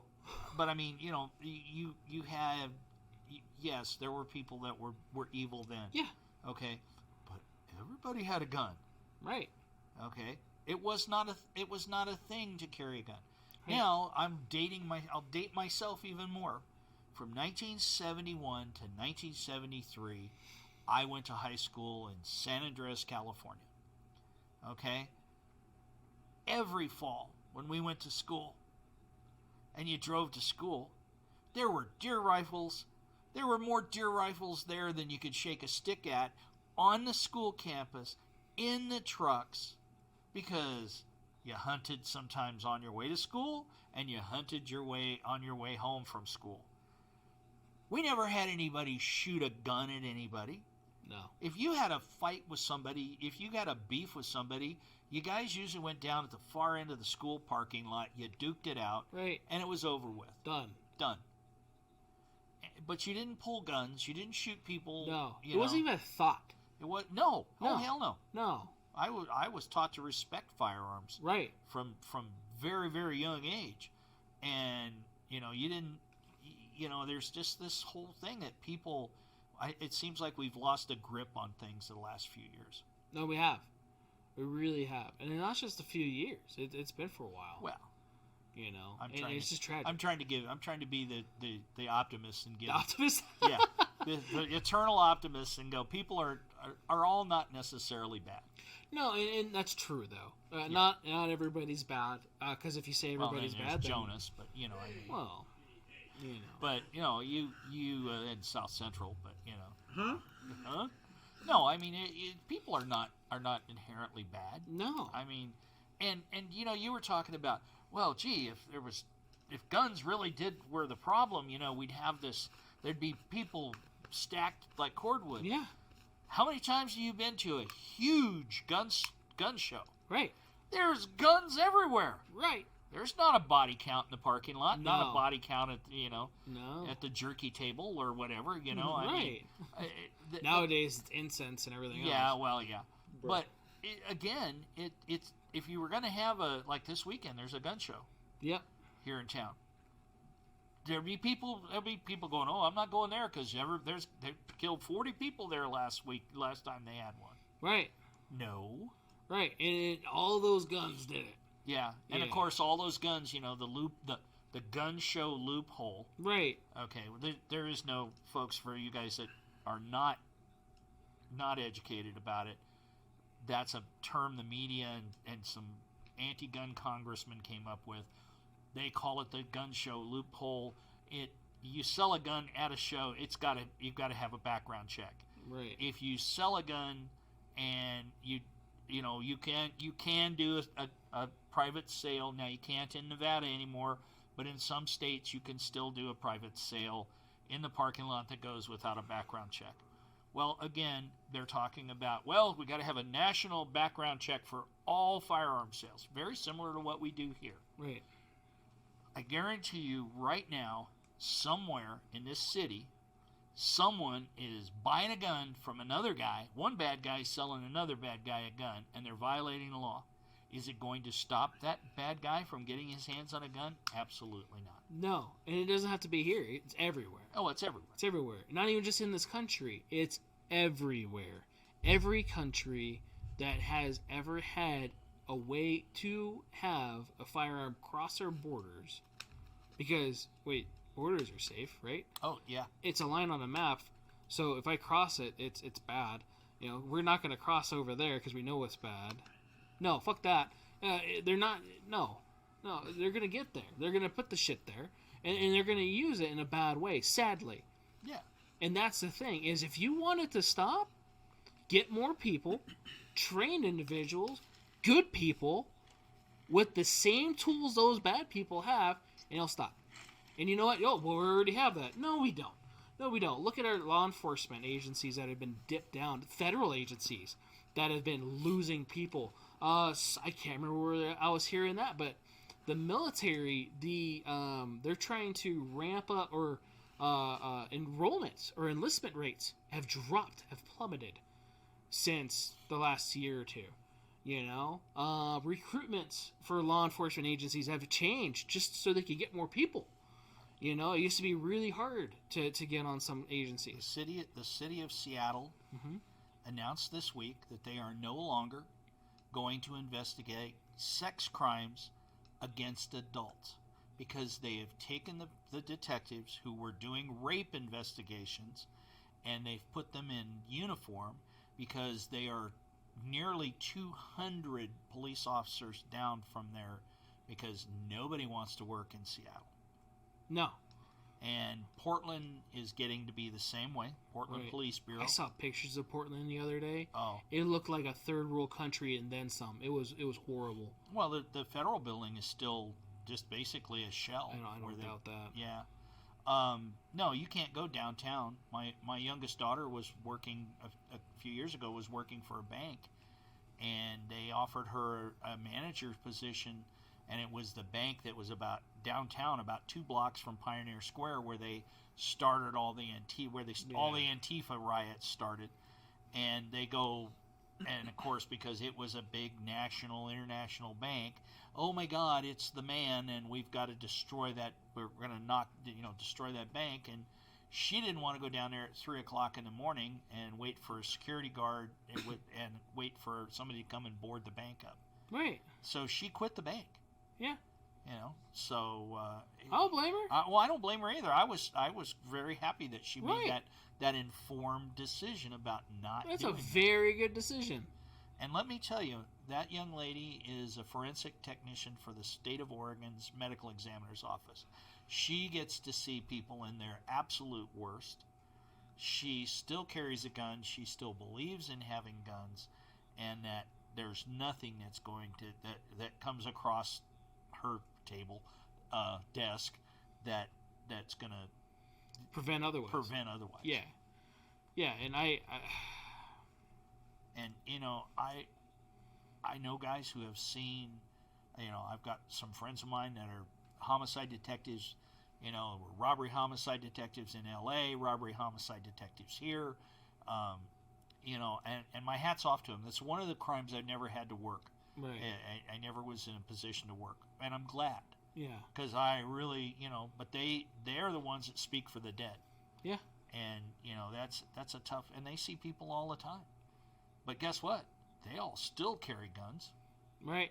I don't know a single retired law enforcement officer. I'm sure there is one, but none of the people that I know go, "Oh, I don't carry my gun," especially since they have HR 218, the law enforcement 50 state carry permit, which I happen to have one in my back pocket. Yeah.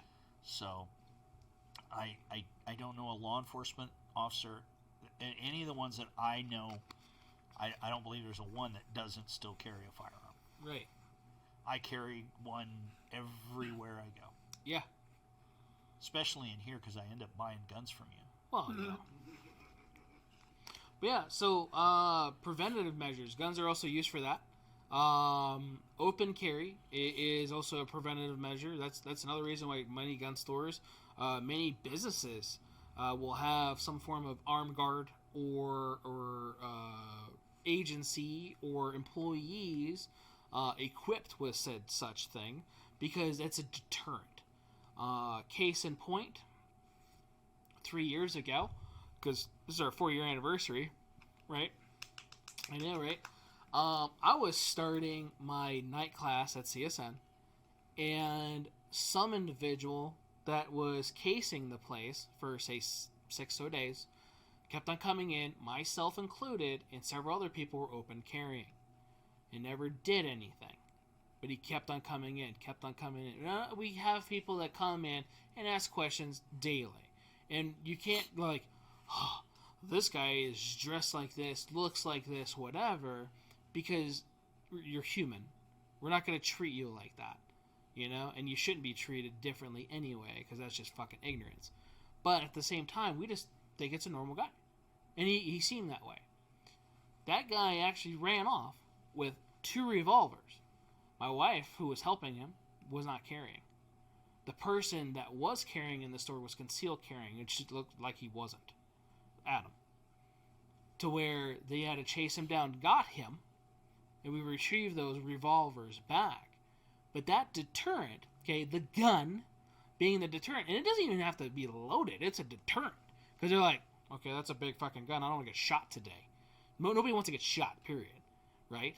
Unless I can tell you from personal experience, it's not a pleasant experience. Right. Even with bulletproof vest on, it's not a pleasant experience. No, and that's the thing too. People, bulletproof vest no, it's gonna suck. You're gonna feel it.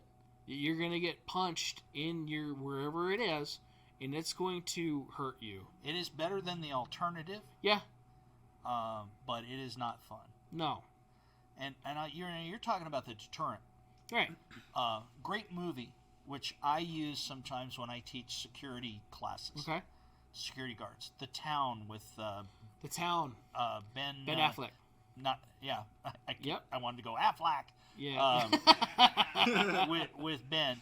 Yeah. They talk Boston. About and it's Boston, the armored car robbery capital of the world, I guess. Right. And they talk about, hey, look, this guy does this as soon as he leaves. They're casing these guys. Yeah. And then a little later, they're talking about, oh, we want to hit this guy, and the guy goes, wait a minute, you don't want to go in there. There's that 19-year-old or 20-year-old kid from, he's ex-military. He's got his boots bloused. He's got his Glock. He looks good. He's not somebody you want to mess with. Right. So they decided we're not going to go there. Yeah. Okay. So they're going to go to somewhere else. Yeah.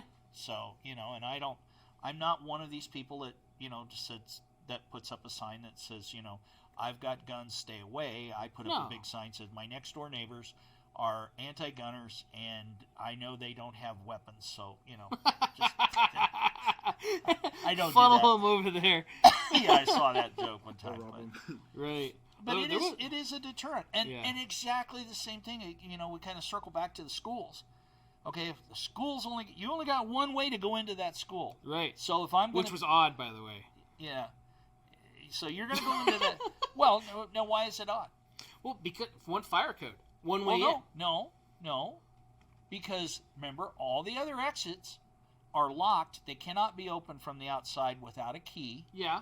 And if they need to open them, they push the bars and the doors open. The alarm goes off, so if the kids push it and do that. Yeah. So now again, you can't wrap the world in bubble wrap. No. Okay. But if you have one entrance into that school and there's two guys standing there, are you really wanting to go in there? No. So, now, if we have somebody there, yes.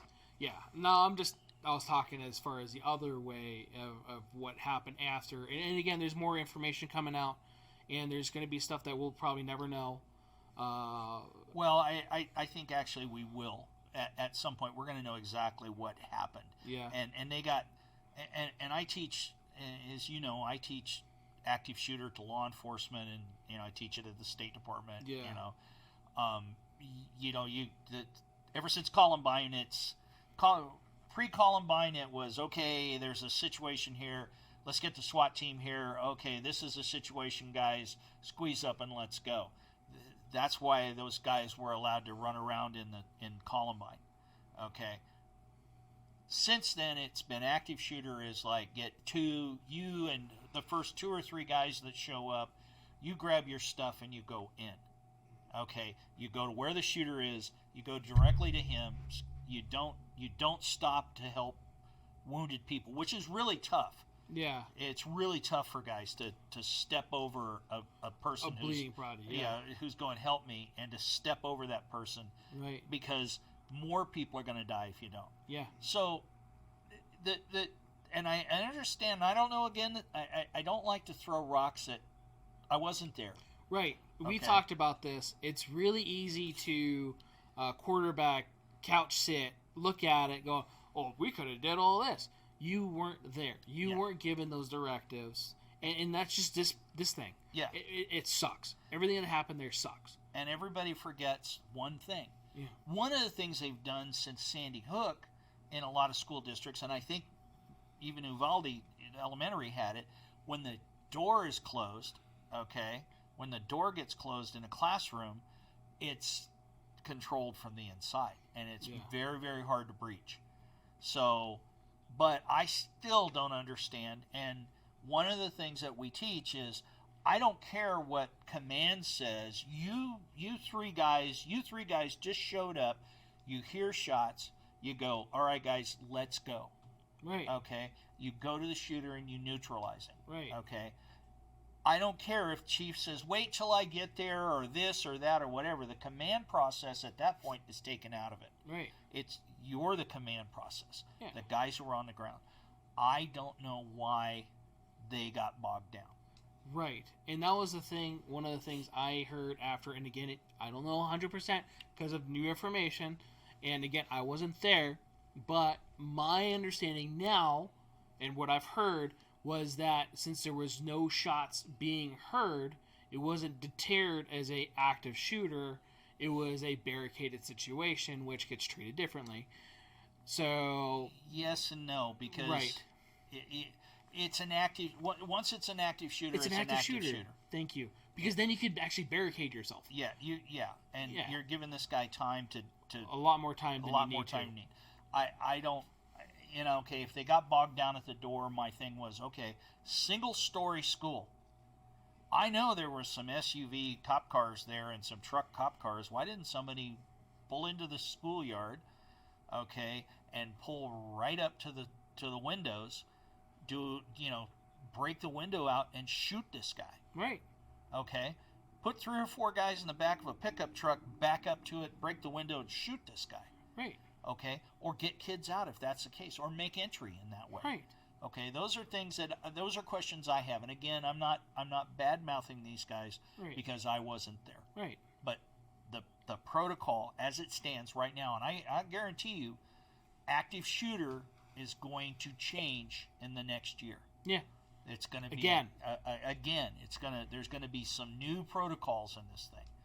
I think you're going to see. I think you're going to probably see something like every school cop in America in a school district has got a master key to get into every school door. Right. Which I would kind of hope that anyway. Well, I would hope that anyway too, but obviously that was not the case. Right. Of course, you're talking about an 8-man, including the chief police department for that school district. I think you're going to see law enforcement, street cops, get training in breaching and get breaching tools. Maybe not every car is going to have breaching tools in it. Every other or something. But there's going to be some breaching tools in there. Right. Okay, things that you could have, 12-gauge shock lock, that kind of stuff. Well, yeah, or shit, even as a battering ram, crowbar. Well, battering ram, though, if the door's inward door, you're going to be... It was a little bit more difficult. Yeah, I know most of those are inward doors, so... Yeah. But yeah, some sort of something.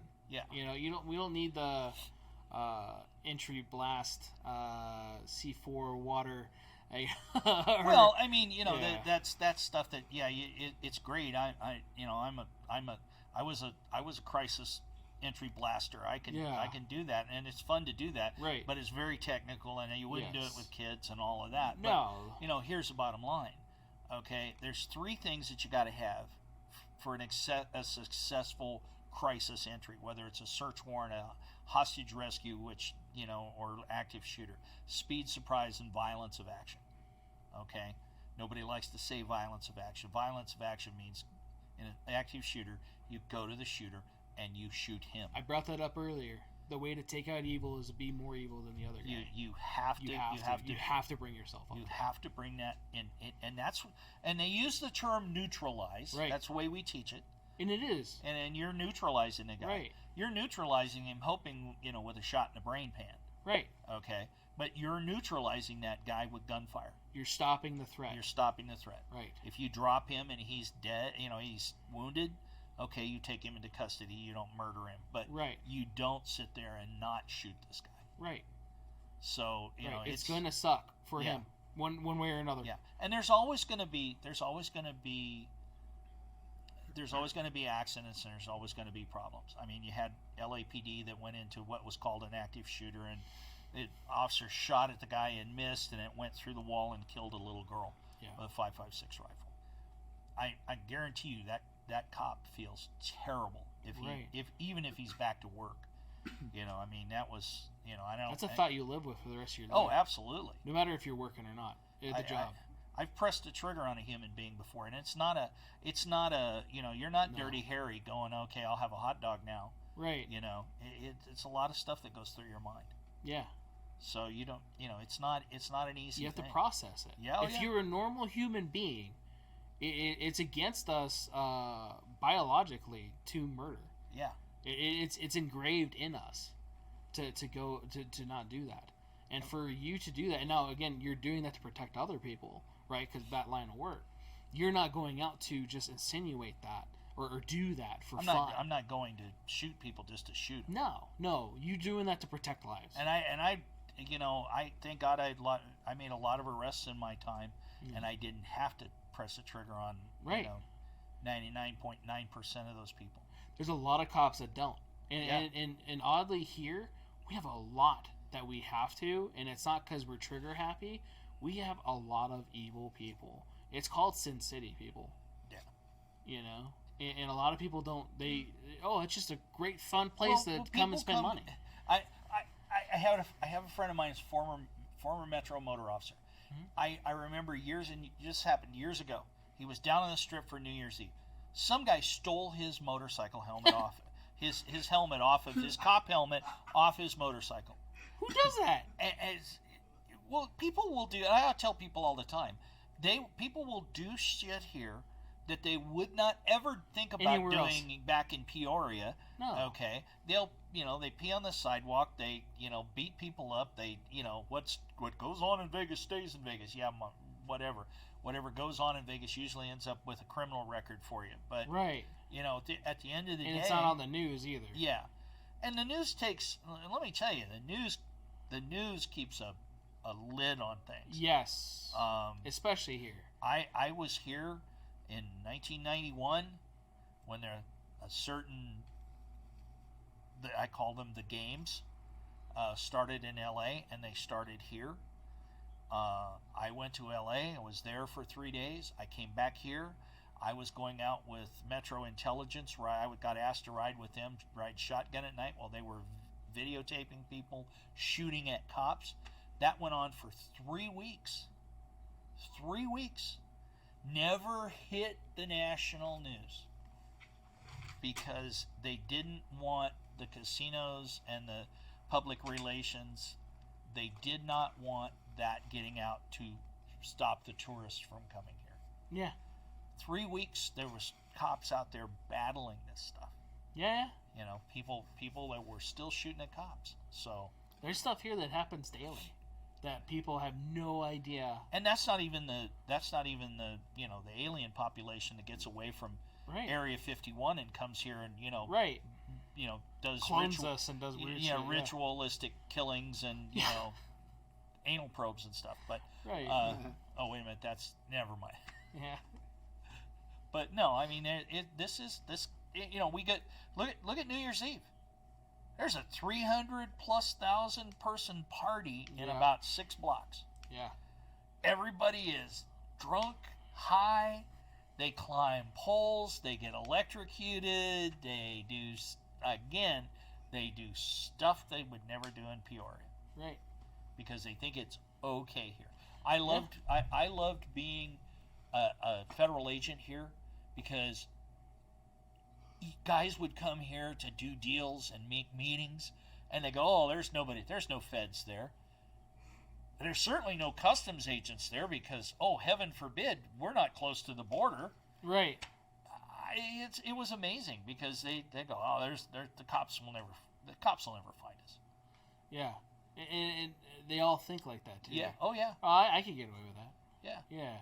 I've seen that movie. I know how to do that. Yeah. Yeah. I'll pat you down for a wire. Yeah. Yeah. That's all it is. Sorry, I didn't mean to take us down the garden garden rabbit hole there. No, you're good. And it's just it's true though.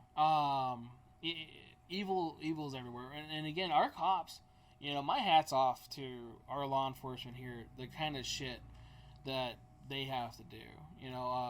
Several of them go to my church, and it's good to see them every week, if I get a chance to see them, and just letting them know. And that's the thing too. I wanted to make sure this was a point.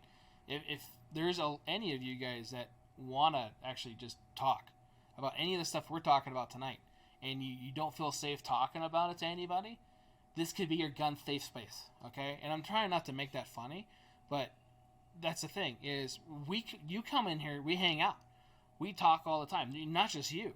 We have other customers that we just talk, and there's a lot of people that take this stuff the wrong way, and if you think that you're going to be taken the wrong way in some aspects, or you want to just talk about that type of shit, you've been through some shit, you want to talk, fucking come in, we'll hang out. The biggest thing is getting that and taking care of those thoughts, and making sure you're not alone. I've had 3 of my friends in my career commit suicide. Right. Because they couldn't handle what they saw. Yeah. And what they did. What happened in the street. They couldn't handle it. Yeah. And that's a shame. And now, we have 22 young men and women that come back, from the military, that 22 a day. 22 a day. 22 a day is the average. Right. That commit suicide because they can't deal with the PTSD of what they saw in this 20+ year, war on terror. Right. So, and it's the same thing with cops, and people don't realize that. And like I said earlier, it's starting to come out, and I'm really glad. In a way, I'm really glad that it's becoming much more accepted. That, hey, dude, you go pick out. I'll tell you what, you go pick out a baby out of a crashed car. Yeah. Or a baby who has been neglected and died from neglect because the parents didn't feed them because they were too busy getting A high. limp little baby. A limp little baby. Yeah. I don't Covered care in his who. own I don't shit. care. I don't care how tough you are, Right. how big and bad you are. That's gonna eat That's at your gonna soul. fuck with you. That's Oh, gonna yeah. eat your soul. Oh yeah. And you gotta be able to deal with it. And see, that was one of the things. I have a problem with overthinking. You know, so looking. You come on. Right. Should I do this? Is this a good idea? This is all the stuff I have to process. So like highway, thought about highway. You know, how many car accidents where there's families just spread across the road. Oh. You know, and kids and so on and so forth. Not having to deal with dumb people, I can deal with dumb people all day long. That's fine. It's the other shit that, you know what? After a while, I know it's going to get to me. And if I'm going to do something, I want to do it for a long period of time. I don't want to just like, I'm here, guys, and oh, shit, never mind. Yeah. No, it's one of those things. And Metro, those guys having to, the first guy on scene to an incident, you know, you think of the guy that just popped himself, you know, and you have brain matter all over the room. Their kids are sitting there, you know, covered in it. Or their dogs that have been sitting in there for weeks because the person died or whatever it was, and now the smell of death for one, of a body that, and then out here with the heat. Yeah.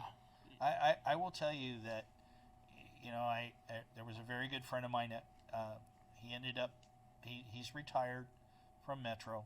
He used to be one of the SWAT sergeants. There was a very, very bad incident several years ago. This guy was a bank robber. His wife helped him escape from custody, and they were held up in a motel over on Boulder Highway. They had him all, you know, surrounded, and they were negotiating with him. And he said, "Look, they almost had him out. One of the officers on the perimeter, I understand, had an accidental discharge, had his finger on the trigger, accidentally shot a round in the air. This guy, he thought that they were making the entry and they were coming in. He shot his wife, shot his two, and I mean, they were like 2 and 3. I mean, they were toddlers. He shot both of them and shot himself. And I remember, and I've talked to him a couple of times about it, and you can just see, and he is just a hell of a guy. I mean, he's that guy if you were really going to go through a bad door with, he was that guy you wanted. Yeah.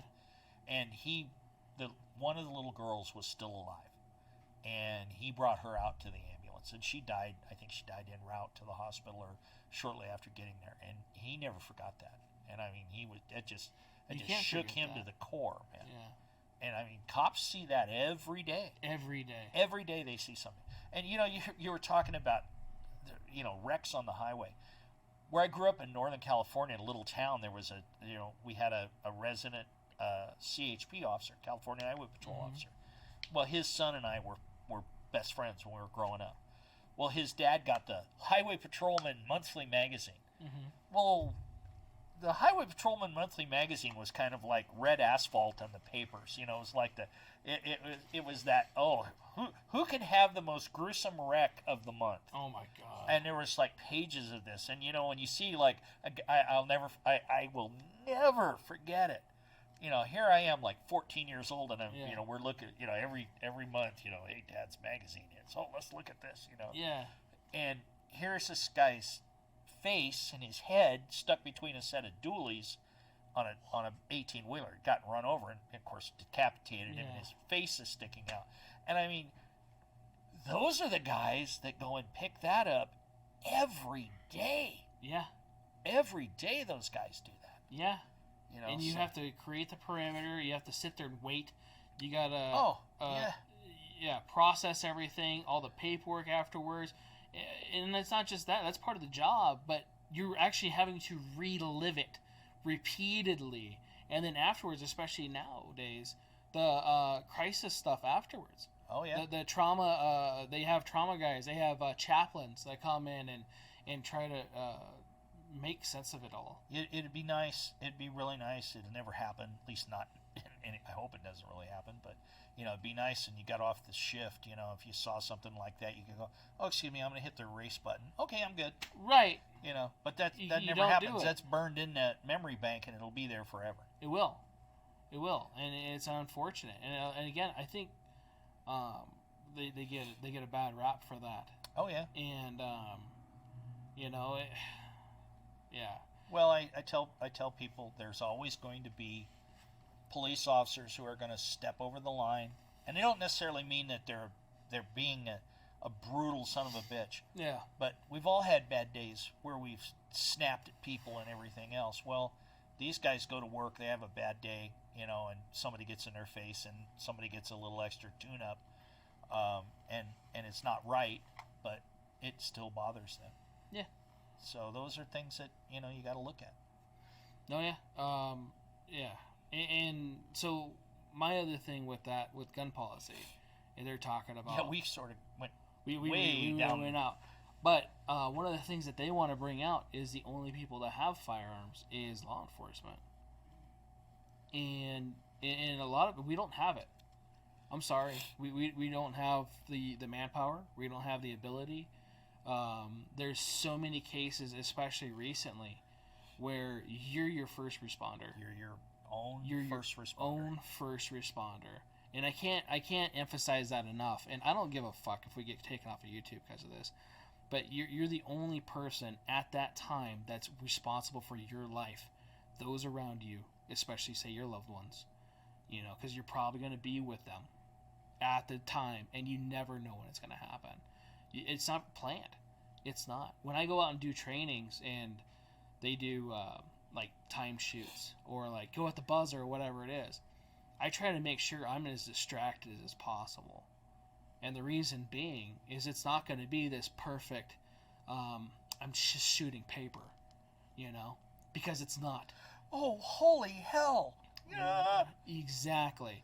My mind is off somewhere else. I'm thinking about 50 million different fucking things. My hands are far away from it. I'll even put my hands in my pocket. Because when that happens, you're going to be close to condition white. Yep. That's when it happens. It is when you least expect it. And if you guys don't understand what condition white is pretty much the max You're majority. oblivious. Yeah, you're oblivious. I was going to say You're breathing, and that's about all. Yeah.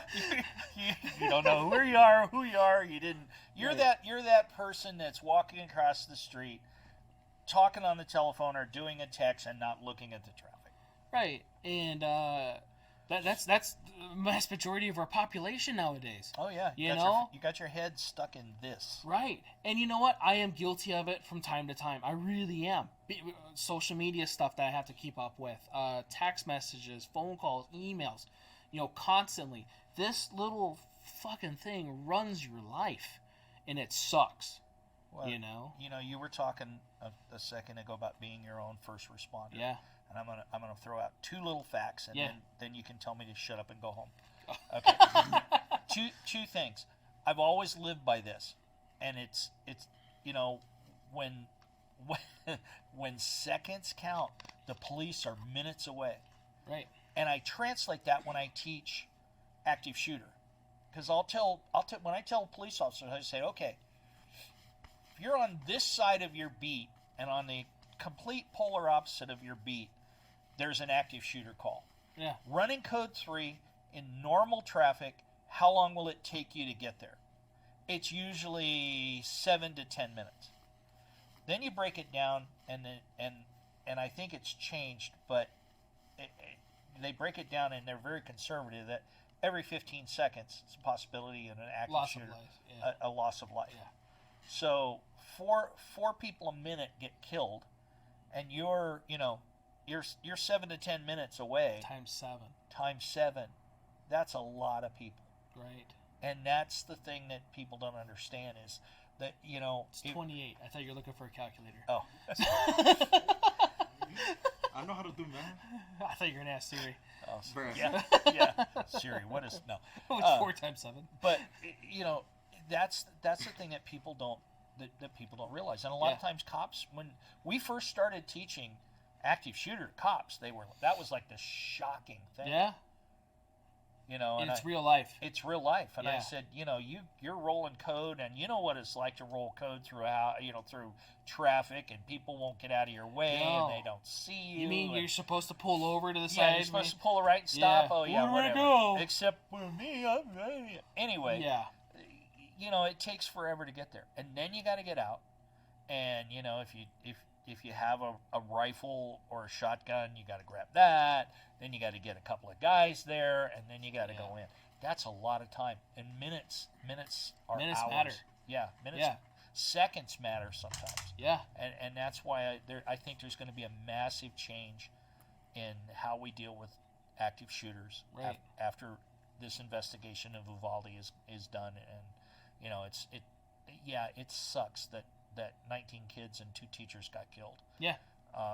But I'm not ready to hang police officers. No. And say you guys screwed up and you caused those kids and those adults Right. to be killed. That's not fair to them. Now, if it comes down the road, there is going to be some changes, I'm sure. Right. No, I did hear, and again, other information for that. There was 3 border special agent guys there. They called in on top of that, and then it was the one guy, the off-duty agent with the shotgun from the barber shop, I guess. But he didn't make entry. He went there and got his wife, who was a teacher, and his child out of the school. Okay. The BORTAC guys, the the tactical team for the Border Patrol, okay, they showed up. They because they're not very far from the border in Uvalde. They heard the call go out, so they rolled over there. Well, when they got there, almost an hour, 40 some minutes into this thing, they didn't, they broke out the shields and they said, dude, guys, squeeze up. One of the guys, the guy who killed a guy, he was off duty. He jumped in his truck and rolled over there. Didn't bother even to throw his green uniform on. Yeah. He threw his body armor on. He got his M4, and they went to war. And he's the one that took the round right in the top of the head. I mean, skimmed the top of his head. If he'd have been a half inch taller, he would have been killed. Didn't have a helmet on, none of that. And he went in there, they breached, and he went in there and they went in there and neutralized that guy. Yeah. And God love him for it. Right. I mean, that's what when you're on a tactical team, I hate to say this, but that's what you live for, is to be that you train and train and train to make that crisis entry, to go in there and take that to stop that threat. Yes. And God love those guys for being there. Right. And if who knows what would have happened? Oh, hey, if that, I don't know if Uvalde PD, not the school district, but the PD, I don't know how big they are. If they had a SWAT team, I don't know if the county had a SWAT team. Right. They're 70 some miles from San Antonio. I know San Antonio's got a SWAT team. It's a big city. I would hope so. Yeah, but I mean, you're 70 miles away. Yeah. Hey, time you get everybody, hey, let's go. And who knows if they're tied up or not? Right. You can't go when you're in the middle of doing a search warrant. No. So it's going to be a lot coming out of that. And I think, I just want people to understand, especially the non-gun guys, and even some of the gun guys. We need to have that conversation. It needs to be politics out of it, the emotions out of it, and go, okay, what is really, truly going to work? What's going to work? For the short term, it's got to be, you've got to do something and harden the schools. Right. You've got to bring, security people in, armed security people that are ready to deal with the threat. Right. That's the short term. Yeah. The rest of it can be worked out, but it has to be worked out by people who are not ready to go, oh my God, we have to do something for the children. Yeah. I watched a woman today, a congresswoman, and she was all but in tears because we've got to save these kids. Okay, we do. I agree with her. Yeah. But she needs to calm down. Right. Let's have a calm, rational discussion about what really is going to work. Yep. Throw the emotions out. Throw the politics out. I don't care what party you are. Throw it the hell out. Yeah. Throw your agendas out and sit down and say, okay, here's the problem. Yeah. What will work? Let's try this. No, if that you won't really work. care about the kids, throw the shit out the door. Yeah, throw it completely out the door. Yeah. But it's not going to happen in D.C. No. Because you've got both parties going. They've just been doing this. They're doing this. Yeah. And it's not going to happen. And it's not that neither one of them is right. One of them is more right than the other, but there's this. You got to have that discussion, and nobody wants to calm down enough, and get the politics the hell out to have that discussion. Right. Put a couple of different. I mean, you could probably have regional problem solvers. Okay, bring educators in, bring law enforcement in, bring security people in. Sit down and say, okay, what's our problem? We got guns. We got people who are evil. We can't. How do we stop it? Okay, how do we slow it down? You can't legislate evil away. No. Okay, so people need to just sit down, throw out the politics, throw out the emotions, and sit down, roll your sleeves up, and have that conversation. And then when you guys sit there and go, you're right, that will work. Okay? And I caution everybody on both sides, okay, the anti-gunners and the gunners, everybody is not going to be happy. No. Okay? But I don't think, I believe in my heart of hearts that if we really sat down and rolled up our sleeves, and not in Congress, and, not on the media. Not a public forum. Not a public forum. Yeah. But we got some people who are real experts, okay, in all of this, to roll up their hands and, roll Sorry up their for sleeves. smiling. I'm just thinking of the experts that were talking about 22s and 9mm. Well, yeah, and obviously not that man, because he doesn't know his. No, that was an expert that told him, by the way. Yeah, well, whoever told him that was not an expert. But anyway, the reality of it, throw all that hyperbole out. Sit down and have a conversation. Yeah. It's all. It to me, and I guess maybe it's because I'm old. That got a problem. Why don't we sit down and fix it? We sat down and went from, oh my God, I'm not getting in that rocket and going even just to orbit this planet, because that thing's going to blow up, to 10 years later they're walking on the moon because we sat down and we fixed a problem. Right. That same tactic, throw the politics out, out, and have that. Yeah, a lot of stuff that you're bringing right now is coming into where people are trying to come up with their own ways and their own rationalizations and reasonings. Like they talk about budgets. Okay, budgets. That's why we can't put people in there. Yeah. Okay, so why? And you talked about the COVID budget earlier. We have other budgets from other things that we are using in forms we probably shouldn't. If you're really worried, and if you're sincerely upset and want to do something about it, then stop using that as a fucking excuse. Because I'm sorry, we have the budget.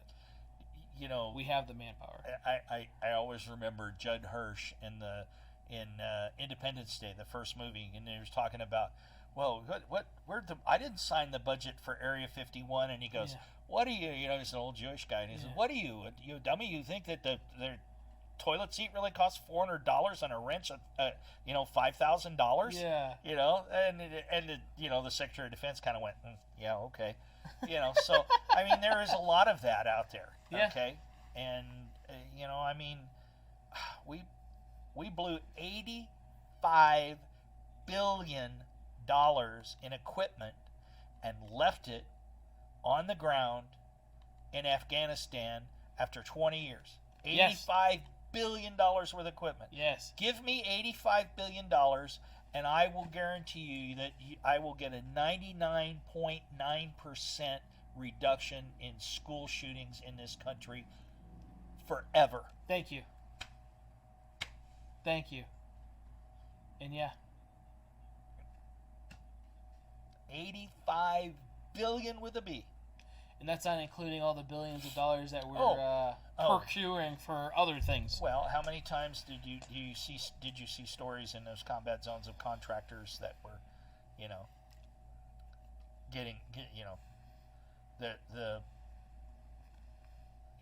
oh well, yeah, I get $1 million. I get $1 million a month for running the Burger King in the green zone at camp whatever. So it's those things that we if we're really wanting to be serious about it, that's the thing we need to put our nose to the grindstone. Yes, and I agree. I think we should. I've said that before though too with other things, but we should be a little bit more rational with our spending and with how we procure or do things in our own fucking country. Our country first. If you're really worried about our kids, our future, our this, our that, keep it here. Keep it here. How much are we spending every day to feed, house, clothe, transport illegal people who violate our laws, right, and violate the sovereignty of this country? Now, don't get me wrong. Before all of you out there go, oh my God, here's this racist guy. Right. I've got some my best friends in the planet that have come to this country. They did it legally. They went through the hoops. They've become citizens, and they're some of the greatest people in the world, and they've come from all over the place. Just do it right. Don't walk across the border. America was founded on immigrants. Yeah. And that's how this country is. And if you go through the process and do it right. Do it right. Right. Yeah, and I agree with that the immigration law needs to be changed, because it needs to be updated. But that doesn't mean until that's changed that we just go, oh well, we don't need the law. Right. We don't need to secure the border. Okay, how much money is Homeland Security spending on that? That could be, if you really want Homeland Security, well, why don't we secure our homeland? What's our future? Our future are our children. What was the first name in that? Homeland. Homeland, yeah. Oh, not some other stand. Yeah. Or yeah, somewhere else on Mania. Yeah. But or Crane. Yeah. But no, I mean, I'm very much like, hey, these kids are our future. Yeah. Okay. We've got to protect them and stop spending crap and sit down and right now harden the schools, bring armed security in. Yeah. 99% reduction. Are you going to stop it? No. Okay. Evil still exists. Evil still exists. If somebody wants to drive a truck bomb into a school, they're going to do that. Right. Okay. Don't even. I almost was a victim of a truck bomb in Pakistan a few years ago, so it's not a pretty sight. So the bottom line is, somebody wants to do harm to somebody, they'll find a way. Evil finds a way. Yeah. So let's button it up as much as we can. Yep. It's not a prison for the kids. No. Okay. Everybody bitched, oh my God, I got to take my shoes off. Right. Okay. We had a guy, an Al-Qaeda guy from England, who damn near blew an airliner out of the sky with his shoe. Right. So, yeah, okay, it takes a few minutes, and yeah, you can't just run to the gate like O.J. Simpson used to be, years and years ago before he became that person. The old Hertz Rent-A-Car where he's running to the gate when he was still playing it. It's an old commercial, I know. Yeah, the juice. Yeah. Yes. Oh, it was before. Yeah. So I mean, the bottom line is we all adjusted, right? Okay. We know to go to the airport a couple hours early because you got to go through TSA and check in and do all of that. Okay, so we've adjusted. Okay, you don't show up at the airport 20 minutes before your flight and expect to get on your flight. Adjust to this. There are people with unfettered access to a school. Okay?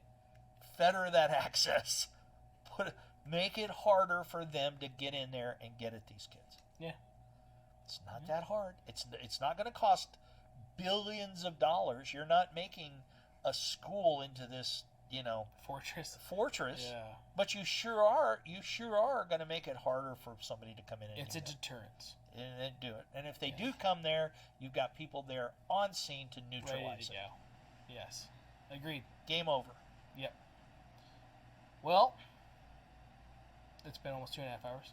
Oh my God. I know. 2:20. Right. Time flies when you're talking about gun policy. Yeah. And But yeah, no, I always appreciate you. Regardless of coming on here or not, I appreciate you always coming in, hanging out, and talking about how stuff we talk about, and it's a good release for both you and I, to do that, and always, again, anybody's welcome for that. We have people from all walks of life that come in here, and they're not sure if they can say certain things about it. Like, dude, you're good, and you know what? If I disagree with you, we'll talk about it. I'm not like, fuck out, Yeah. It's not like that. So if you want to come in, welcome to anytime. We're open. Obviously, if we're closed, don't fucking break in. Better be dog friendly. Right? Yeah, better be dog friendly. Better be dog friendly. Right. Gotta be dog friendly. I walk in here sometimes. I don't know whether I'm at the animal shelter or a gun store. Yes. So I want to appreciate everybody that's tuned in. If you stayed here for the whole 2 hours and 20 minutes, thank you.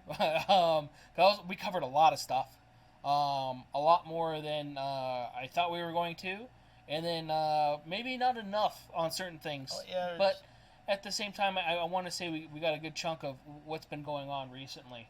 So definitely appreciate everybody that's been tuned in. If you guys are listening to us on any of our podcast mediums, definitely appreciate that.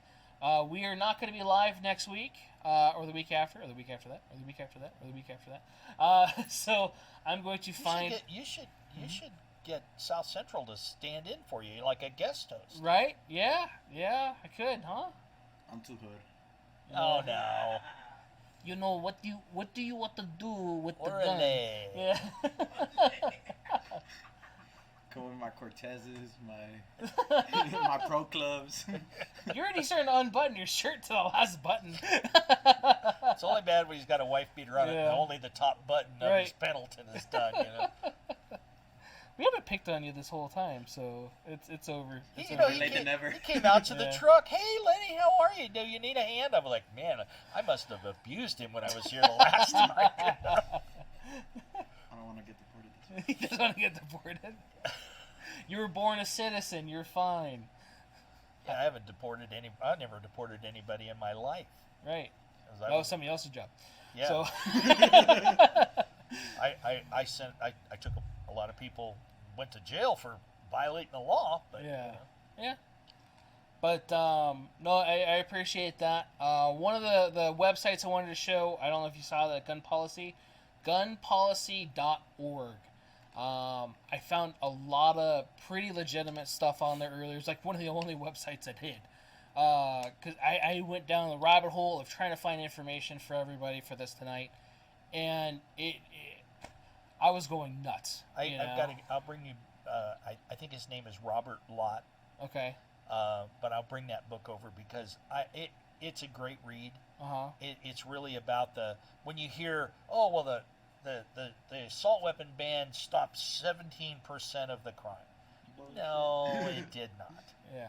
Thank you, Vice President Harris. Right. So I just it's a great book. Yeah. All right. Full of information. I'll bring that over to you. Appreciate that. When you're done, when you're done with night school. Right. Yeah.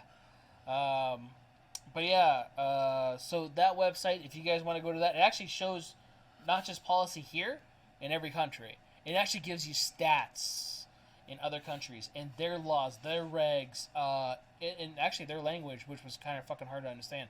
But yeah, that's kind of cool. It wouldn't go full screen, so up there I gave it the same parameters. I don't know what happened, but that website was full of information. It's kind of weird to use, but if you go on the right side, it gives you a region, so you can choose America, South America. Well, it says Americas, and then which one, and then you could then define country.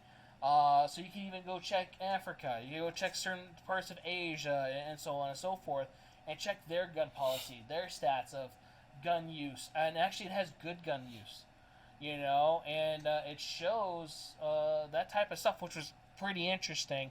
It wasn't just derived towards one thing, which many of the sites I saw was. And I looked on, there was 5 different sites. All had different information about the same exact thing that was published within hours of each other. And like, why? That's to me, that's just misinformation. You know, and it sucks. So definitely don't want to send you guys that way. I thought that was kind of neat. Hopefully you guys get some good information out of that. Our gaming channel is still good. I started doing some more stuff with that. I actually might start a gaming podcast with that. The wife had a good idea about that. Like, hey, there's a lot of gamers out there. So, you know, it'd be kind of cool. Sorry, Lenny, you probably won't make it to those ones. I know. No. Yeah. We could teach you. Ghost in the Shell game, remember? Well, yeah, that's true. If anybody's playing the online game Ghost in the Shell, Yeah. and all of the soundtrack for that a few years ago, I was one of the people that was shooting the machine guns and all the weapons, and they recorded that. They wanted the actual sound for the actual weapons. So Yes. it was a great week when I got to shoot about 100 different machine guns, Yes. So, including a minigun. yes. Yes. The little wind up. M134, if you guys were curious what that was. Yeah. Yes. Oh, what was that? Yeah. About $2,000 worth of ammo. Yes. From Really Munitions. fast. Yes. So our links, did you show our links yet? It's black. It's black? Okay, don't show our links. I don't know what's going on with her. It's probably just loading. I think the computer is slow. Shameless earlier. plug for SRT Special Services here Right. in Las Vegas. Yes, so, yeah, shameless plug, SRT training. Lenny runs that, owns, operates. I am the owner and chief operations officer. We are a high-end security, private investigations, and training firm. Right. You will never see one of my people being a mall cop. Sorry, mall cops, but You know. we don't do that. Yeah, yeah.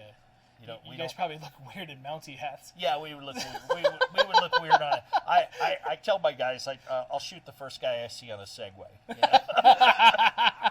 Oh, calm down, Paul Blart. Yeah. So, no, and it's really cool. I actually thought of you the other day, and I'm probably going to talk to you about some stuff here in a little bit about that. So, Okay. other than that, guys, for the next few weeks, we're going to try to figure out this to keep this going, because I definitely don't want to leave you guys in the dark with different stuff that's going on. If you guys missed any of this stuff today, Jared with Guns and Gadgets did a live stream on the whole House of Representatives with all the amendments and all the different bills they did today. And I watched that, actually a good part of that, not all of it, and a lot of it I heard. There was a lot of representatives I really wish we had, just because of, you could actually tell it was emotion. Yeah. And it was actually, like, you could tell that they cared. It wasn't like, look, dude, this is how it is. And it's not like, I need to do this for my voters. No, and I truly believe that, we're talking about, this is a very raw subject for everybody. It is. Okay, but we have to get past that emotion and Right. say, okay, we can cry, and yeah, these kids lost their lives, but what do we do to stop it? Right. If I seriously thought that if I gave up my guns, that we would all be safe and there would never be another kid shot in a school, Right. or nobody would ever try to harm me or my family, I would have no problem in it. Yeah. Okay, I would miss it, but I would do it. But it isn't. It's not going to happen. That's not reality. It's not reality. No. The world we live in is just full of evil. And until So, they sorry, it sucks. develop the Star Trek phaser where you can set it and stun Set it to stun. stun everybody, then Right. of course violence is going to go crazy. Yeah. Somebody's not stripping my truck, are they? No, just looking Up, at upside down. looking at a reflection of somebody. I don't know what he was doing on the floor, but doing some cool guy. He saw you. Yeah. So anyway, Christian's doing something weird. He saw your reflection. Yeah. There he has the earbuds in. So anyway, thanks again for tuning in, guys. Appreciate you. Don't forget to like, subscribe, hit that bell notification, and take care. Be safe.